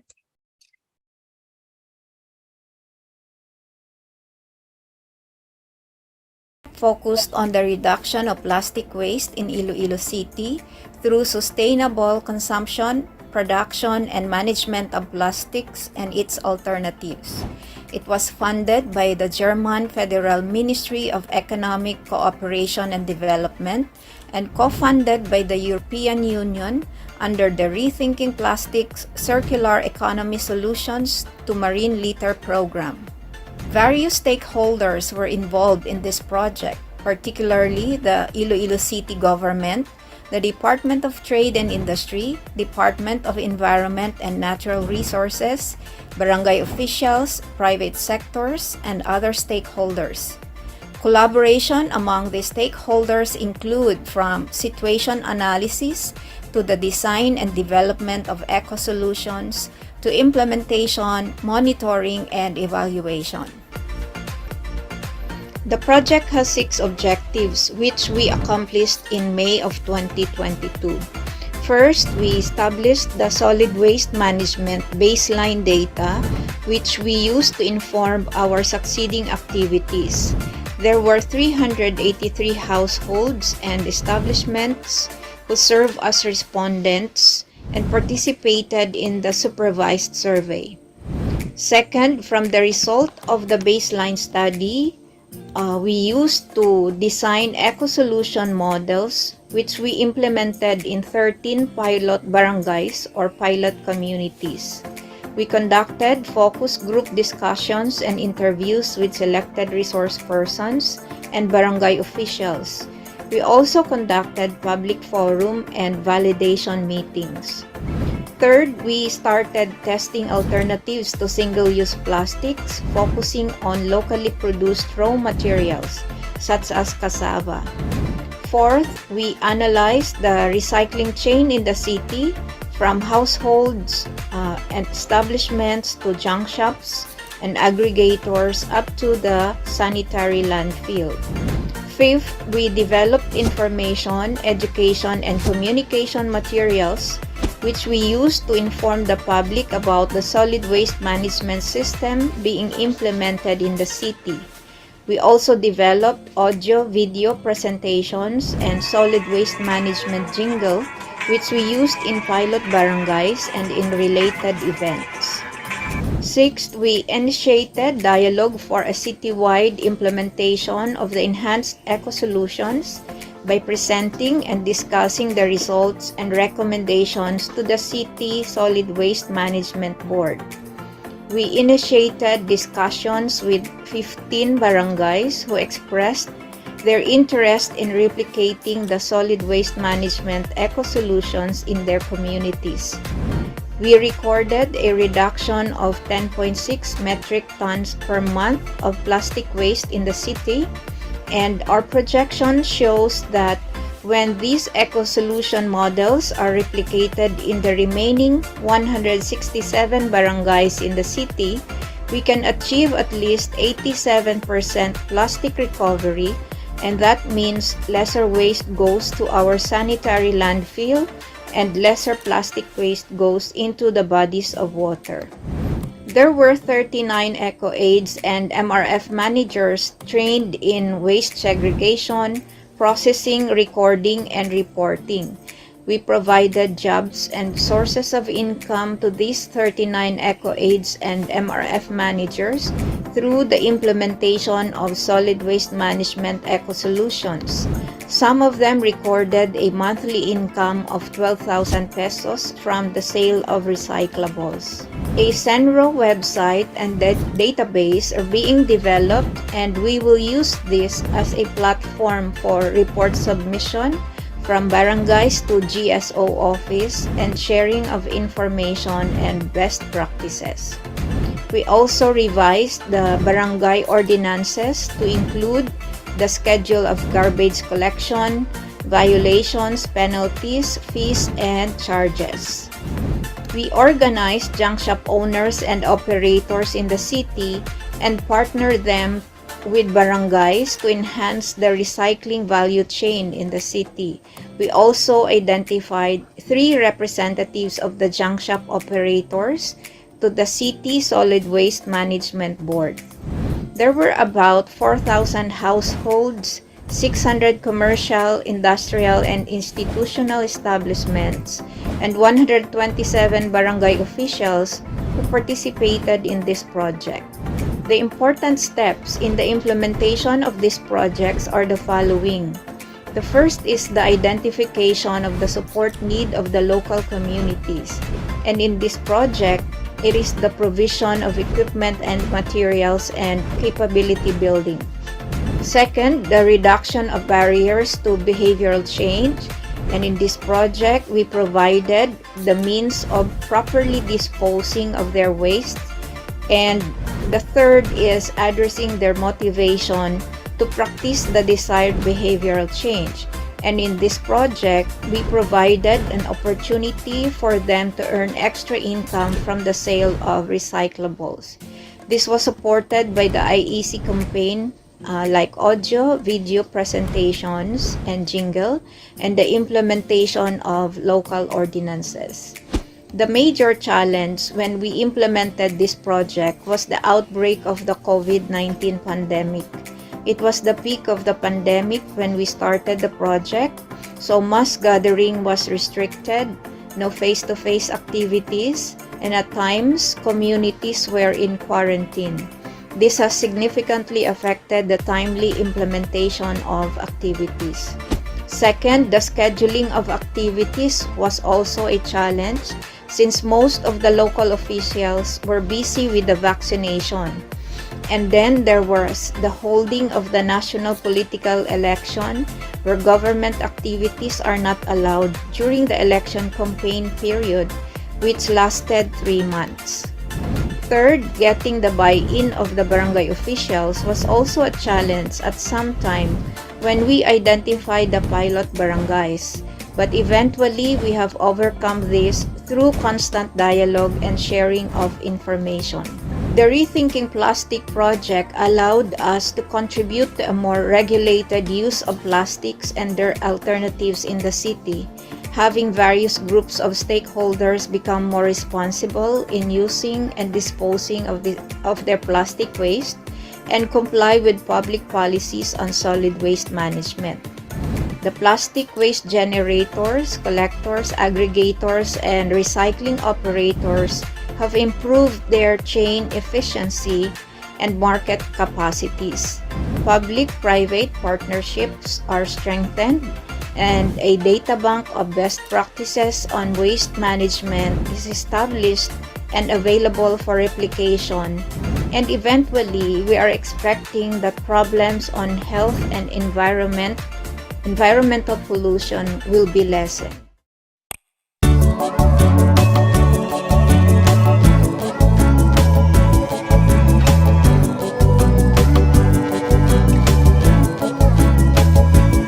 Ang solusyon sa problema sa basura: refuse, reduce, reuse, repurpose, and recycle. Problema sa basura, may kwarta sa basura. Problema sa basura, may kwarta sa basura. Problema sa basura, may kwarta sa basura. Problema sa basura, may kwarta sa basura. Pahibalo sa tanan nga pumuluyo ang atong programa sa solid waste management gina-implementar sa bilog nga barangay. Gani ginapangabay ang tanan nga magsunod sa schedule sa pagkolekta sang basura. Lunes, papel kag karton. Miyerkules, plastic kag plastic bottles. Biyernes, metal, lata, kag botelya. Kinapangabay pagit ang tanan nga painon ng basura base sa schedule sa koleksyon. Ang aton barangay Eco-Aids ang magakolek sa basura sa mga panimalay. Ang violations, fines, and penalties nakasaad sa lagi RA 9003. Sa dugang impormasyon o kung reklamo, magkadto sa barangay hall.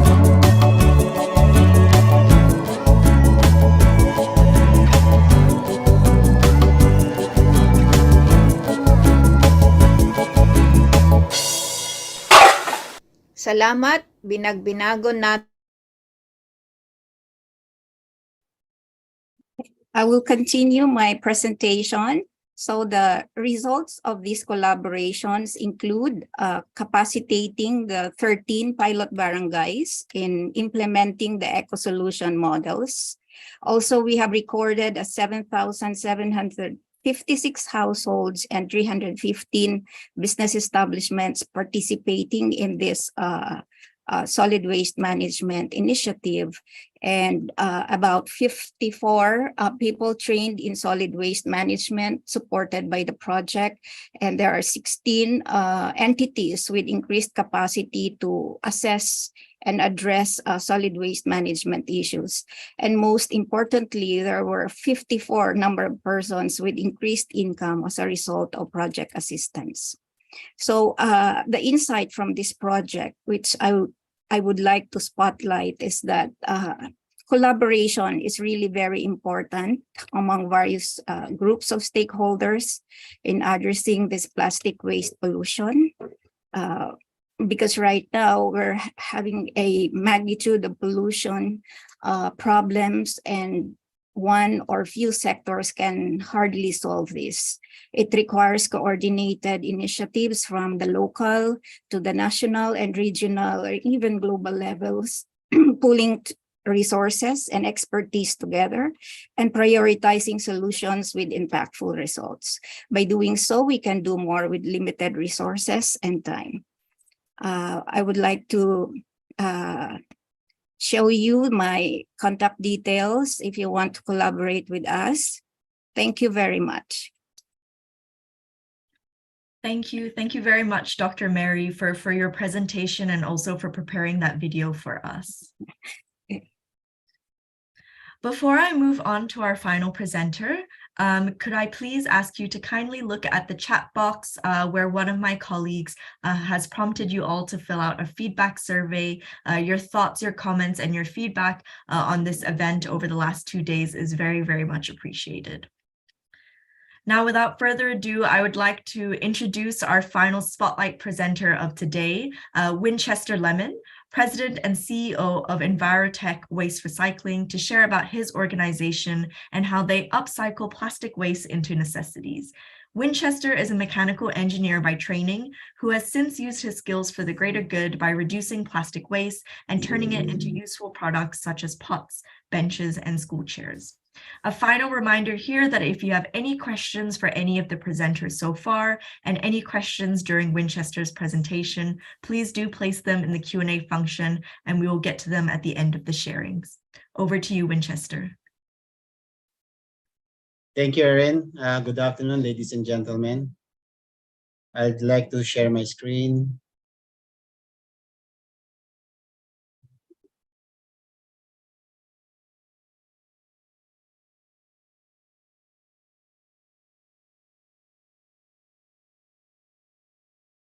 Okay, my company is Envirotech Waste Recycling Inc.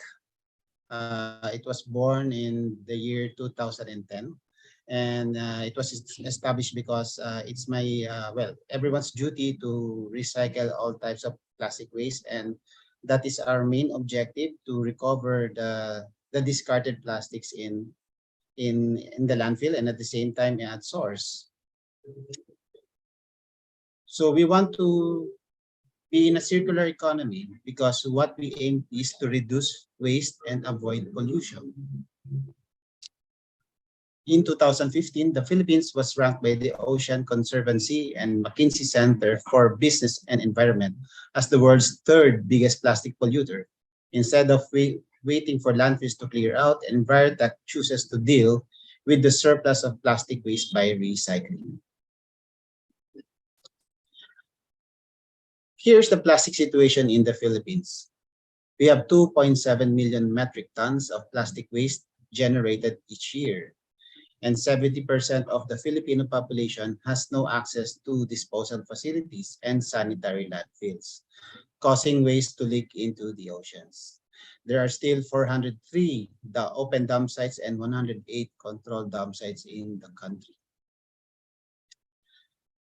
What we are seeing right now is the Philippine data. We have 4,000 LGUs, 17 regions, and one region is equivalent to 158,823 tons of plastic waste generated.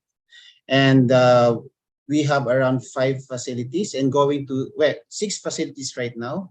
We have 3 facilities in Mindanao, 1 in Visayas region, and 2 facilities in Luzon area. So that means we are just recycling around 3% of the plastic waste generated in the Philippines. So what we are really targeting is to come up with 2 facilities per region per year to cover at least 50% of the plastic population, plastic waste generated each year.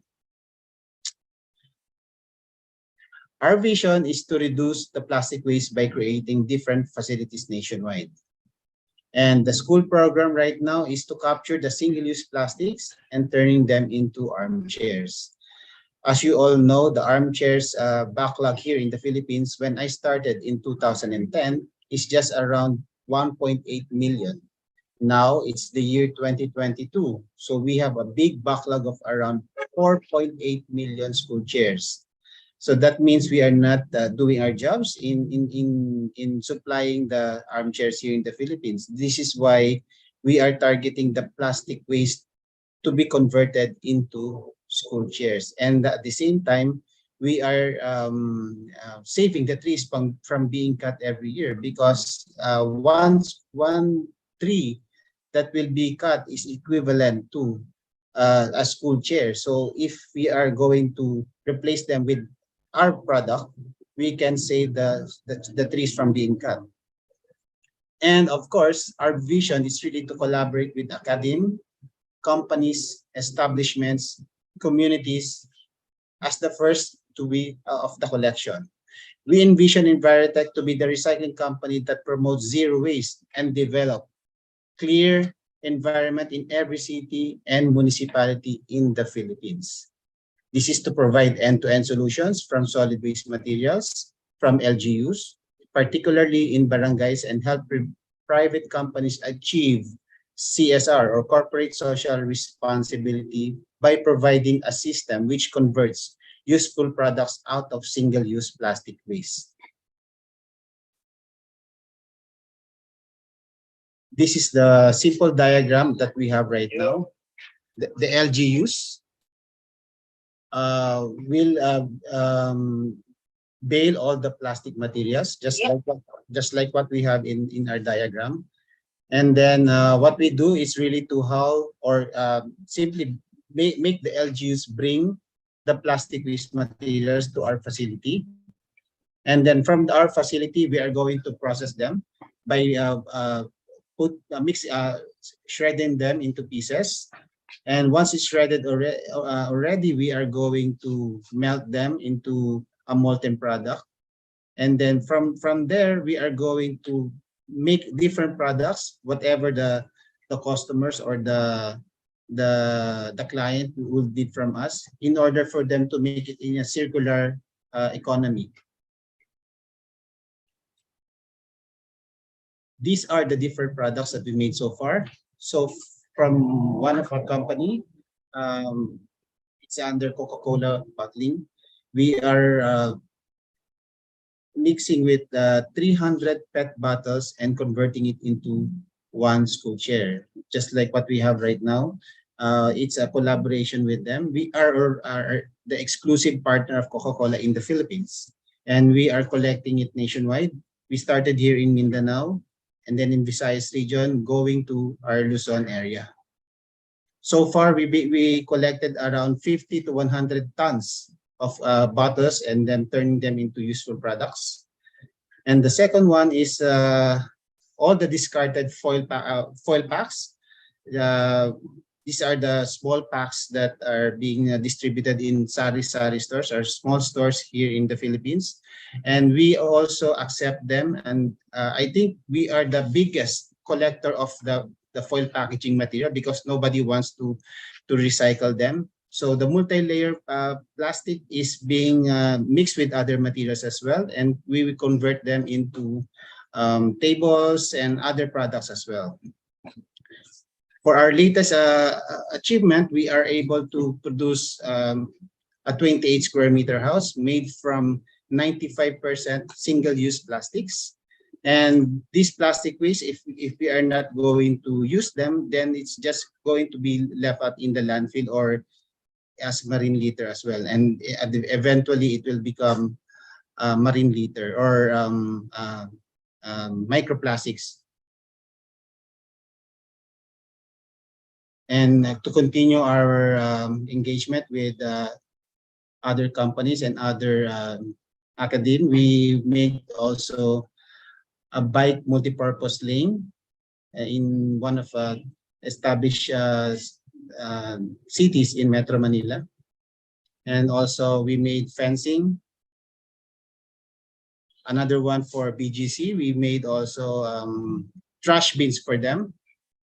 And we are not limited only to certain products because we are also venturing into construction items for the development of walls and other formworks as well.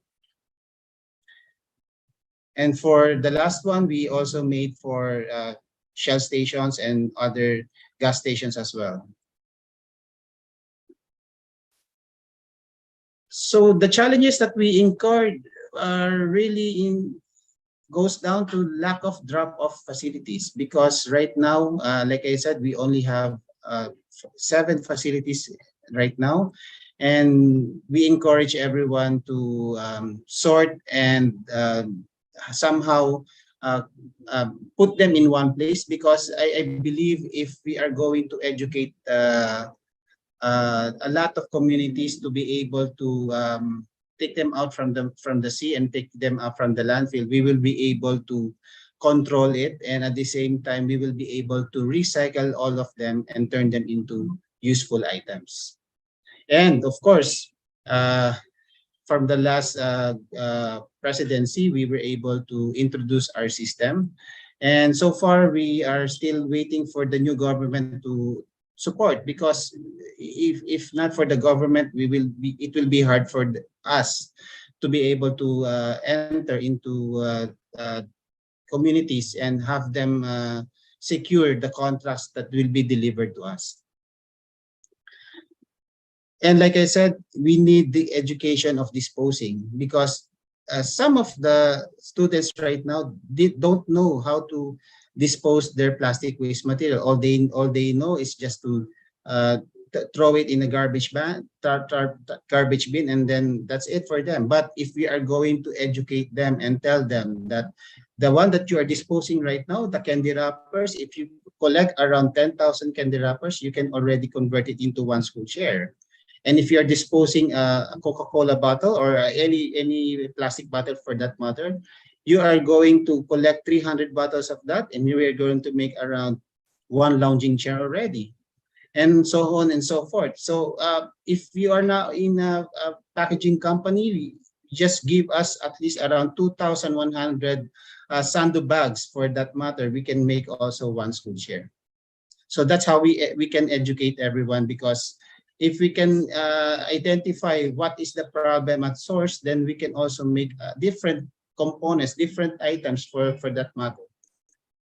And in order for us to gather all the materials in one place, we need to incentivize everyone. We need to incentivize, because there is a cost for capturing these items, these materials. So I can see that it's a two-way street. You cannot just envelope it like giving instructions to everyone to segregate and sort the material without any incentives for that matter. So by doing so, we have to analyze and capture the data. If we are just collect and just recycle everything, we do not know exactly what we are doing. And how to reduce the problem is by capturing the data, and how to implement it by doing intervention and everything. Of course, we are going to implement the EPR. Right now, it's out already, so we are just waiting for the IRR, and implementing and signing the EPR is very much different. We have to make sure that all the sectors, all the companies that will be involved should know how to nominate a producer's responsibility organization. Not only me, but all of us in the industry of collecting the plastic waste and recycling them. So by planning ahead, we have to do a clustering of regions and having a mega facility structure. When I say a mega facility, it means synchronizing big cities in one region, because here in the Philippines, the landscape is very much different. There's a rule or an implementation from one city, and then if you go to another city, there's another rule for the solid waste management. So if we are going to synchronize everything, every major cities in one region, then I can say that we can capture all the plastic waste and put it in one mega facility. And also developing products that can be used in every community. Like I said, there's a lot of backlog here in the Philippines when it comes to school chair alone. So all the learning centers, all the small schools that have, or the public schools for that matter, we can also help them by doing what we call the Adopt a School program by the government. So this program is very helpful if we are going to implement it properly. And the incentives of that one would be a rebate from the taxes that we are going to pay. And of course, engaging at source of the plastic waste to recover 100%. So some of my experience was the dump trucks are passing by every community, And once they are recovering all the plastic waste, but which is separated from the biodegradable waste, they're just dumping it all together. So it doesn't make sense if you're going to sort it out from source. And so what I can see here is a scheduling of collecting the plastic waste materials at first, and then the next day will be a collection of different items, and so on and so forth. And inviting all stakeholders and unite to combat the plastic pollution. Like I said, if we are going to synchronize everyone to be able to see that the plastic that we are going to collect or we are going to accept can be converted into something that is very useful. And of course, changing the mindset of everyone to raise awareness by media outlets.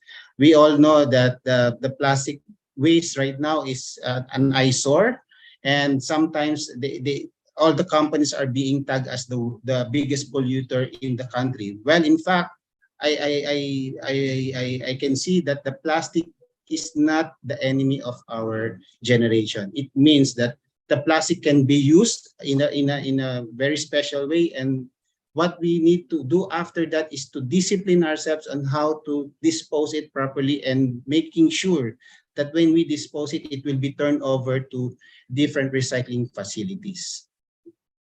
Incorporating the multinational companies to produce good results.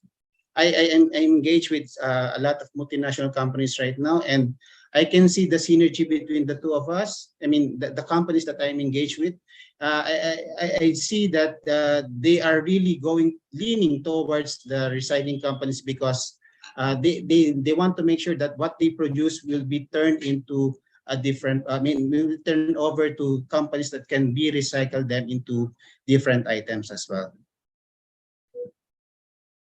So I will leave you with this one note. Influence one individual, you will have one community. Influence one community, and you will have one city. Influence one city, and you will have one region. Influence one region, and you will have one nation. Nation as one. Thank you very much. This is my contact details. If you want to collaborate with me, you can email me or you can contact me anytime. Thank you. Thank you very much, Winchester, for your presentation. It has now come to the last Q&A session. Thank you again to the audience for your active engagement in the Q&A box as well as the chat box. We have a lot of questions to go through and so little time, so I'll try and address as many questions in the short Q&A session as possible. So now I would like to invite all the presenters back to turn on their videos, and if I could get them to be spotlighted, please, so we could start this Q&A session. Okay, I think almost everyone is up. Okay, and we're all up onto the screen again. Maybe I'll go back to the beginning to Josephine. We have a question here from the audience, and that is, what is some key advice you would share with another island community such as Phuket to make real progress on plastic reduction? Thank you very much, Irene. I think it's from Michelle, right? Basically, I have typed my answers in the chat box. It's okay. From my opinion, I think for firstly, data collections and stakeholders consultation sessions is very important for us. Because by engaging different stakeholders, we are able to identify at least the source. We need to know the source of plastic, and public acceptance and mindset. And as plastic consists of different types of categories. So from my opinion, I think prioritizations of the plastic types, that can be one of the way to reduce. Let's take Penang as one of the example, is that after the stakeholders consultation sessions, and then we managed to identify that one of the main critical plastic types that generated by the local communities or the households are plastic bags. So we focus on plastic bag first. So this is one of the main first initiative that we identified. So we work on that. So secondly, then we slowly move to polystyrene. Why? Because of the increasing the dengue cases because of the mismanaged waste that we discard for all the polystyrene containers that cause on that. So the state government have decided to ban on it. And thirdly, then slowly we have some a roadmap for the plastic types that we wish to treat it by different stages and phases. So this is some of the things that I can share. And thirdly, I think a proper waste segregation facilities and infrastructures is also very important, as when we talk to the local communities and the people, they a proper solutions or the proper discarded, the recycling bins, for example, is very crucial for them. So, and also where can they find it? So is it easily approached? Because people usually will go for nearby recycling bins or easily approach for them to, especially if they want to discard for their recycling items. So I have put down a link that, because PGC we have as implement or establish one of the zero, we call it as zero waste network, that we identified the local residents buyback center, nearby buyback center and recycling stations, and then it's easily our local communities can serve it with our website, so it's available for public. Yep, thank you, Irene. Great, thank you. And I think Diane has reshared that link that you mentioned in the chat box as well. I'll move to you, Pa Andi, if that's okay. So a question for you from the audience is, how important and / how difficult is it to establish partnerships with private companies, and how has it helped the program? Yeah. Okay, thank you. Yeah, this is one of the challenges to get collaboration with the private sector to support this program. So the first thing, the private sector have also collaborate also with the local government. So they have like the connection, the relation. So the private sector will have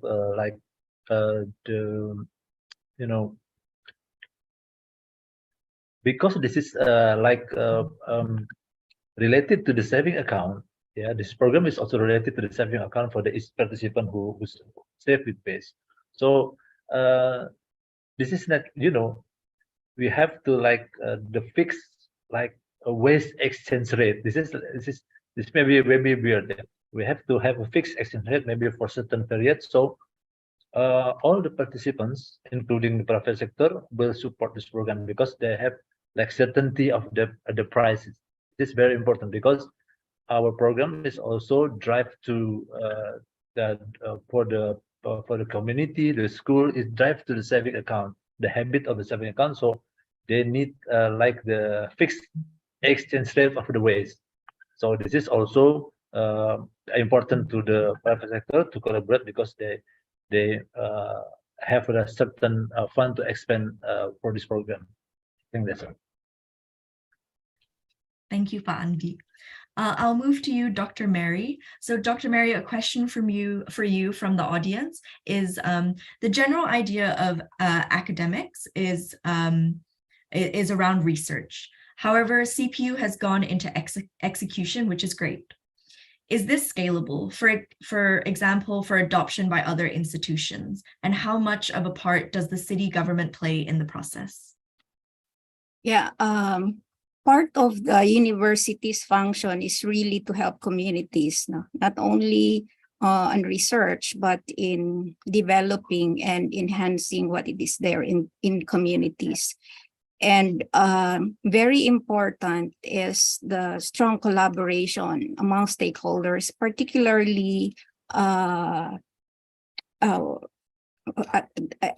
the implementors. And the university is working with other universities, and those who have expressed their intention to replicate the implementation of these models. We have provided them some of the materials, and even went to their universities to explain how to implement part of the eco-solutions, because there are various aspects in the implementation of this project, the conduct of the baseline data, the identification of the eco-solutions, the testing of the alternatives to plastics, the government's part, the citywide discussions about changes in the solid waste management systems. And not all of this can be implemented at once, so they have to be, implemented. So we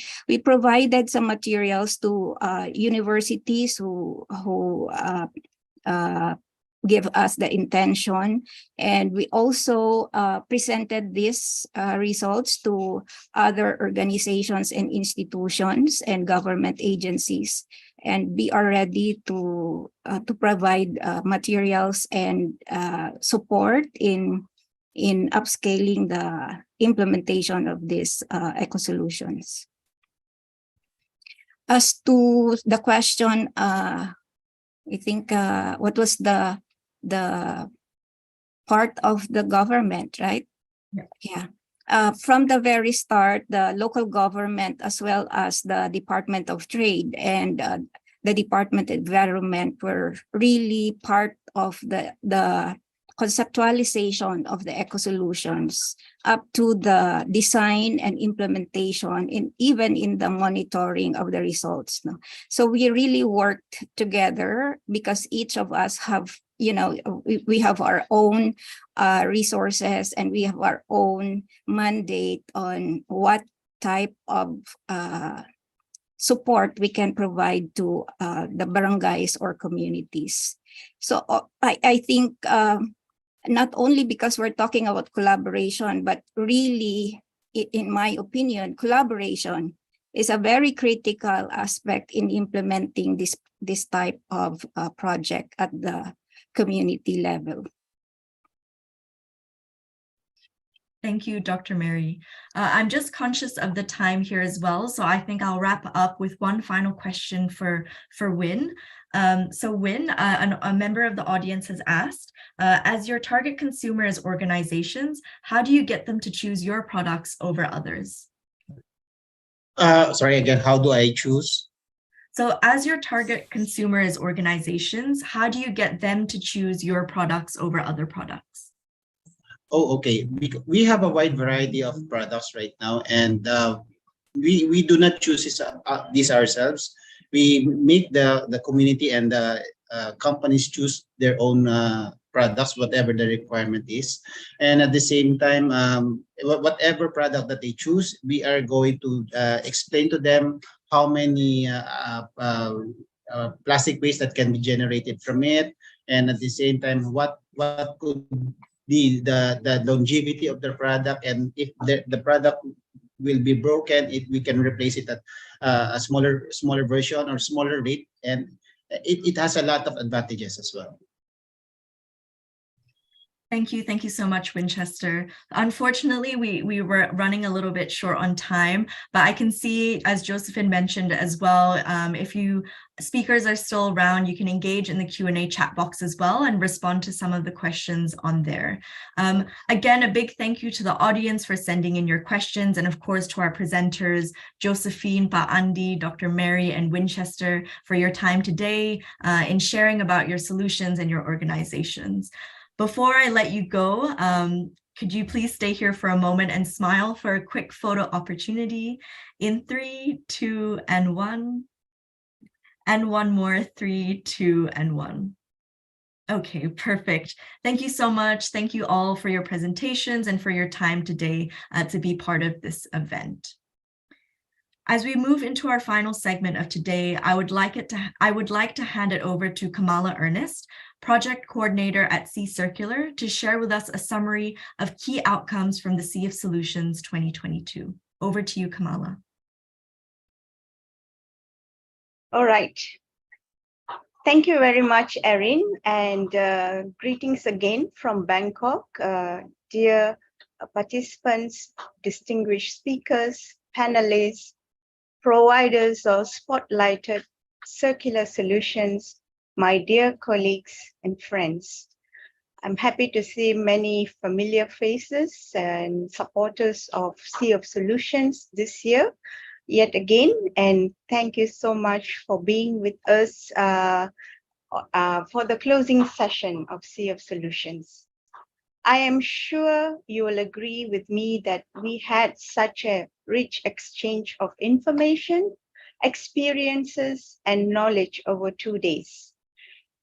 Thank you to all the distinguished speakers and panelists, to the voices of the youth, scientists, businesses, policymakers, development partners, and many more for lending your expertise, experiences, and stories to the fourth Sea of Solutions, a spotlight on solutions to end plastic pollution in Southeast Asia region. I would like to share some of the key outcomes, which we are calling it voices from the Southeast Asia to end plastic pollution. Now, just to recap, Sea of Solutions is a high-level annual partnership forum for the voices of stakeholders from Southeast Asia working towards ending plastic pollution. As you all know, Sea of Solutions is convened by Sea Circular Project, which is an initiative of UNEP and the coordinating body on the seas of East Asia, COBSEA, and supported by the government of Sweden.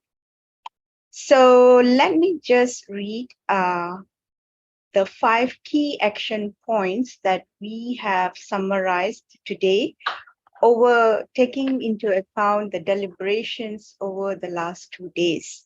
Definitely, these are just some initial findings. We will definitely compile all the recommendations and the key points from all the sessions, especially the latest session that had just ended, and provide an outcome summary as soon as possible. So look out for that.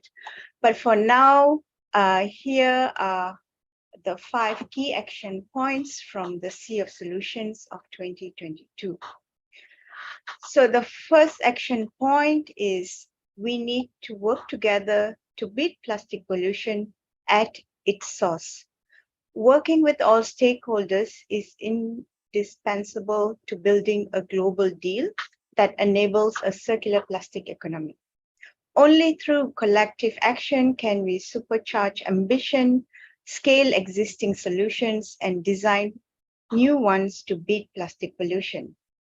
Countries in Asia and the Pacific region have developed regional frameworks that emphasize the need for collaborative action and coordination. Many countries have also developed national action plans and roadmaps to address the plastic pollution challenge. And we heard today an emphasis on having a robust policy, especially from the private sector, looking at a strong regulatory framework for extended producer responsibility. So actions are required from all stakeholders, governments, finance sector, stakeholder groups to scale up innovation to a circular plastic economy. Second, we can learn from Asia and the Pacific in addressing the plastic pollution crisis and finding solution, as we have already shown you from yesterday and today's spotlighting section. The region produces and consumes a significant share of the global plastics. So also, this means that a significant quantity of plastic waste comes from this part of the globe. Plastic leakage into marine environment is a major issue that impacts ecosystems and communities. At the same time, solutions for a circular plastic economy exist and are scalable, as you have seen. In Southeast Asia, new policy developments, market-based solutions on extended producer responsibility are taking shape. There is a lot of lessons to learn, to share, replicate, and we have also seen how much the chat box was on fire with lots of exchanges and networking. Now, the third point is on small and medium-sized enterprises. So we need to create an enabling environment for them.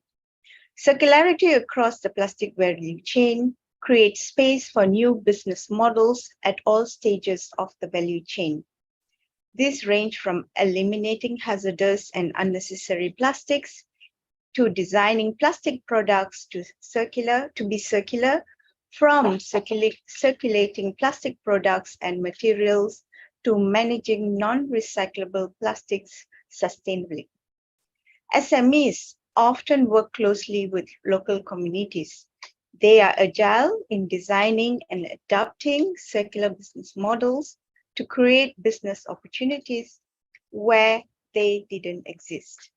Spotlighted solutions highlighted that for circular business models to scale, an enabling policy environment is needed. Access to sufficient finance is also important, as startups' costs are often daunting for SMEs, as well as they require financing for planning and designing innovative solutions. The fourth point is that we can make solutions to beat plastic pollution very inclusive, and there was a dedicated panel discussion today on just how to do that. The pollution crisis is not only damaging the environment, but it also impacts human rights. In Southeast Asia, marginalized coastal communities are particularly vulnerable to the effects of plastic pollution. Their inclusion and empowerment through plastic circularity must be a priority. It is important to ensure that human rights and gender equality are fully considered at all stages of designing a circular plastic economy. It is important also to ensure that jobs created within circular plastic solutions, especially those in the informal sector, are safe and are performed under healthy working conditions. Solutions supporting behavioral change in the consumption of plastic should also be inclusive and accessible.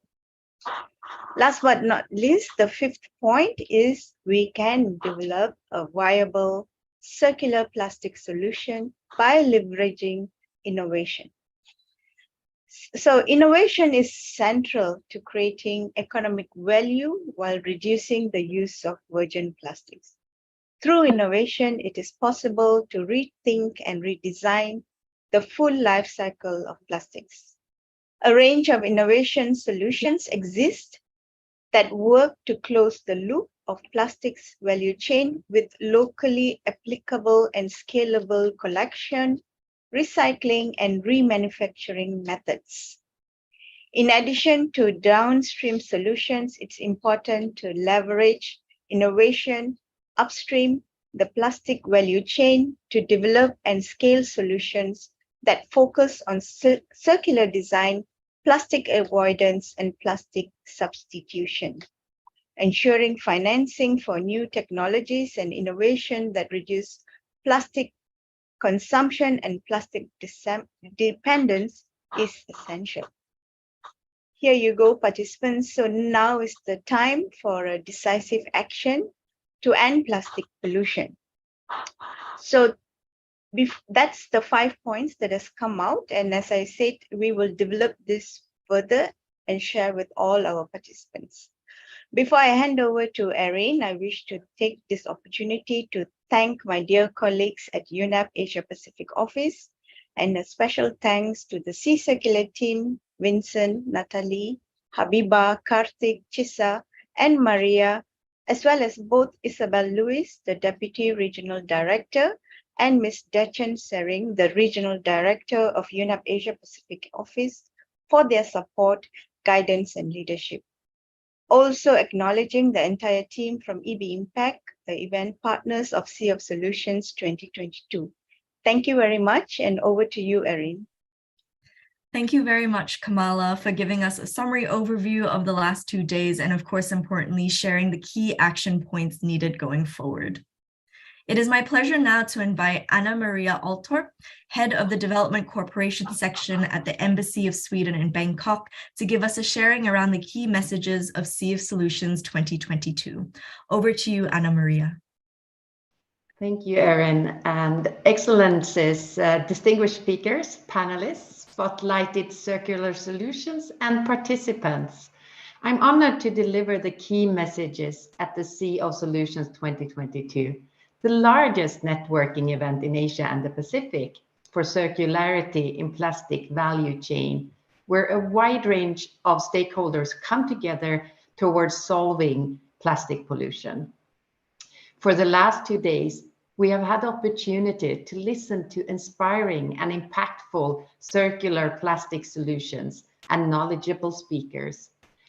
I hope you have enjoyed the keynote speeches, presentations, and panel discussions, and that they have contributed to new knowledge and insights and inspired you to take action. The Sea of Solutions is part of the regional project Sea Circular, implemented by the UN Environment Programme and the coordinating body on the seas of East Asia. And this project has been funded by Sweden since 2018 through the Development Cooperation Strategy for Asia and Pacific. I would like to extend a warm thank you to the organizers and their partners, to EB Impact, and to excellent panelists and speakers in the spotlight segments. As was discussed earlier today, plastic pollution has disproportionate impact on groups which face a heightened risk of human rights violations. For example, workers, indigenous peoples, coastal communities, and people living in poverty. And children and women in these groups face even a greater risk.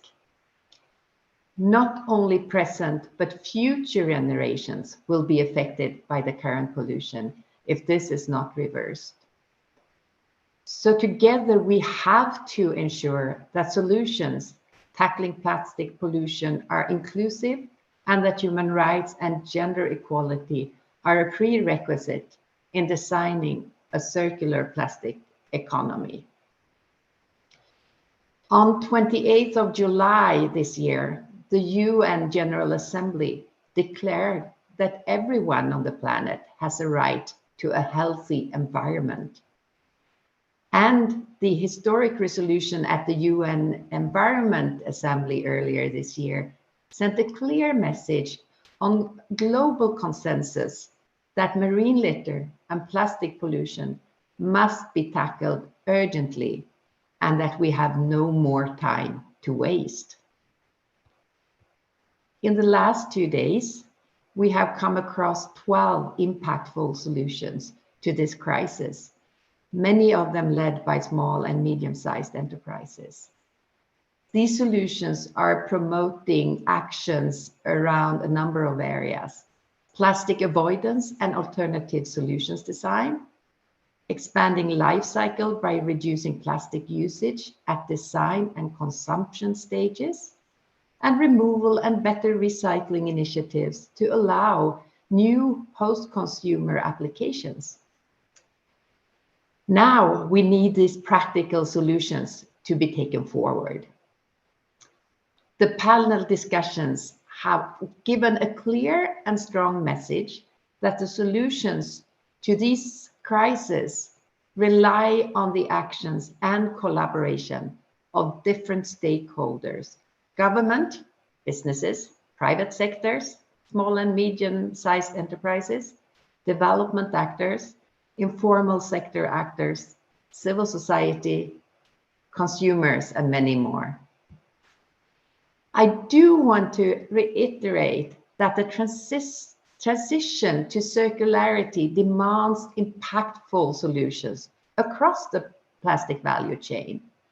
And these solutions have to be innovative, inclusive, and collaborative.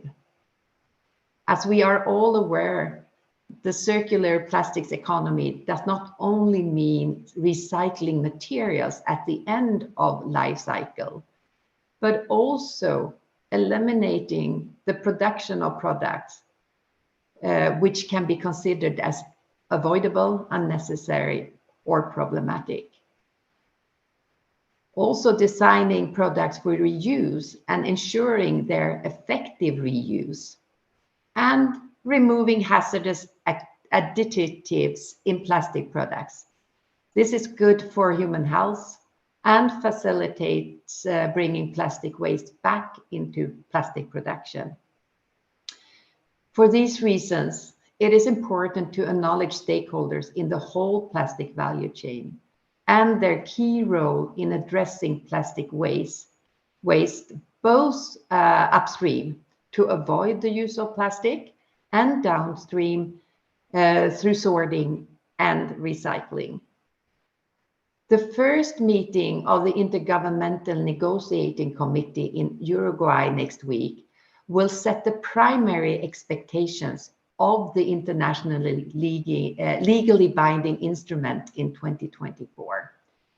Yesterday's interesting panel discussion on how can a legally binding instrument to end plastic pollution be innovative, inclusive, and collaborative emphasized the collaborative and inclusive approach of the instrument.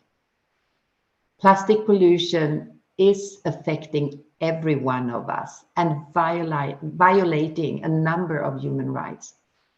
For these reasons, ensuring a healthy planet is also everyone's responsibility. We all need to act together. Ladies and gentlemen, thank you for listening.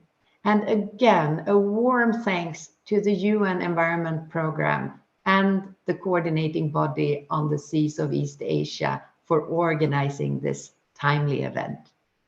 Thank you.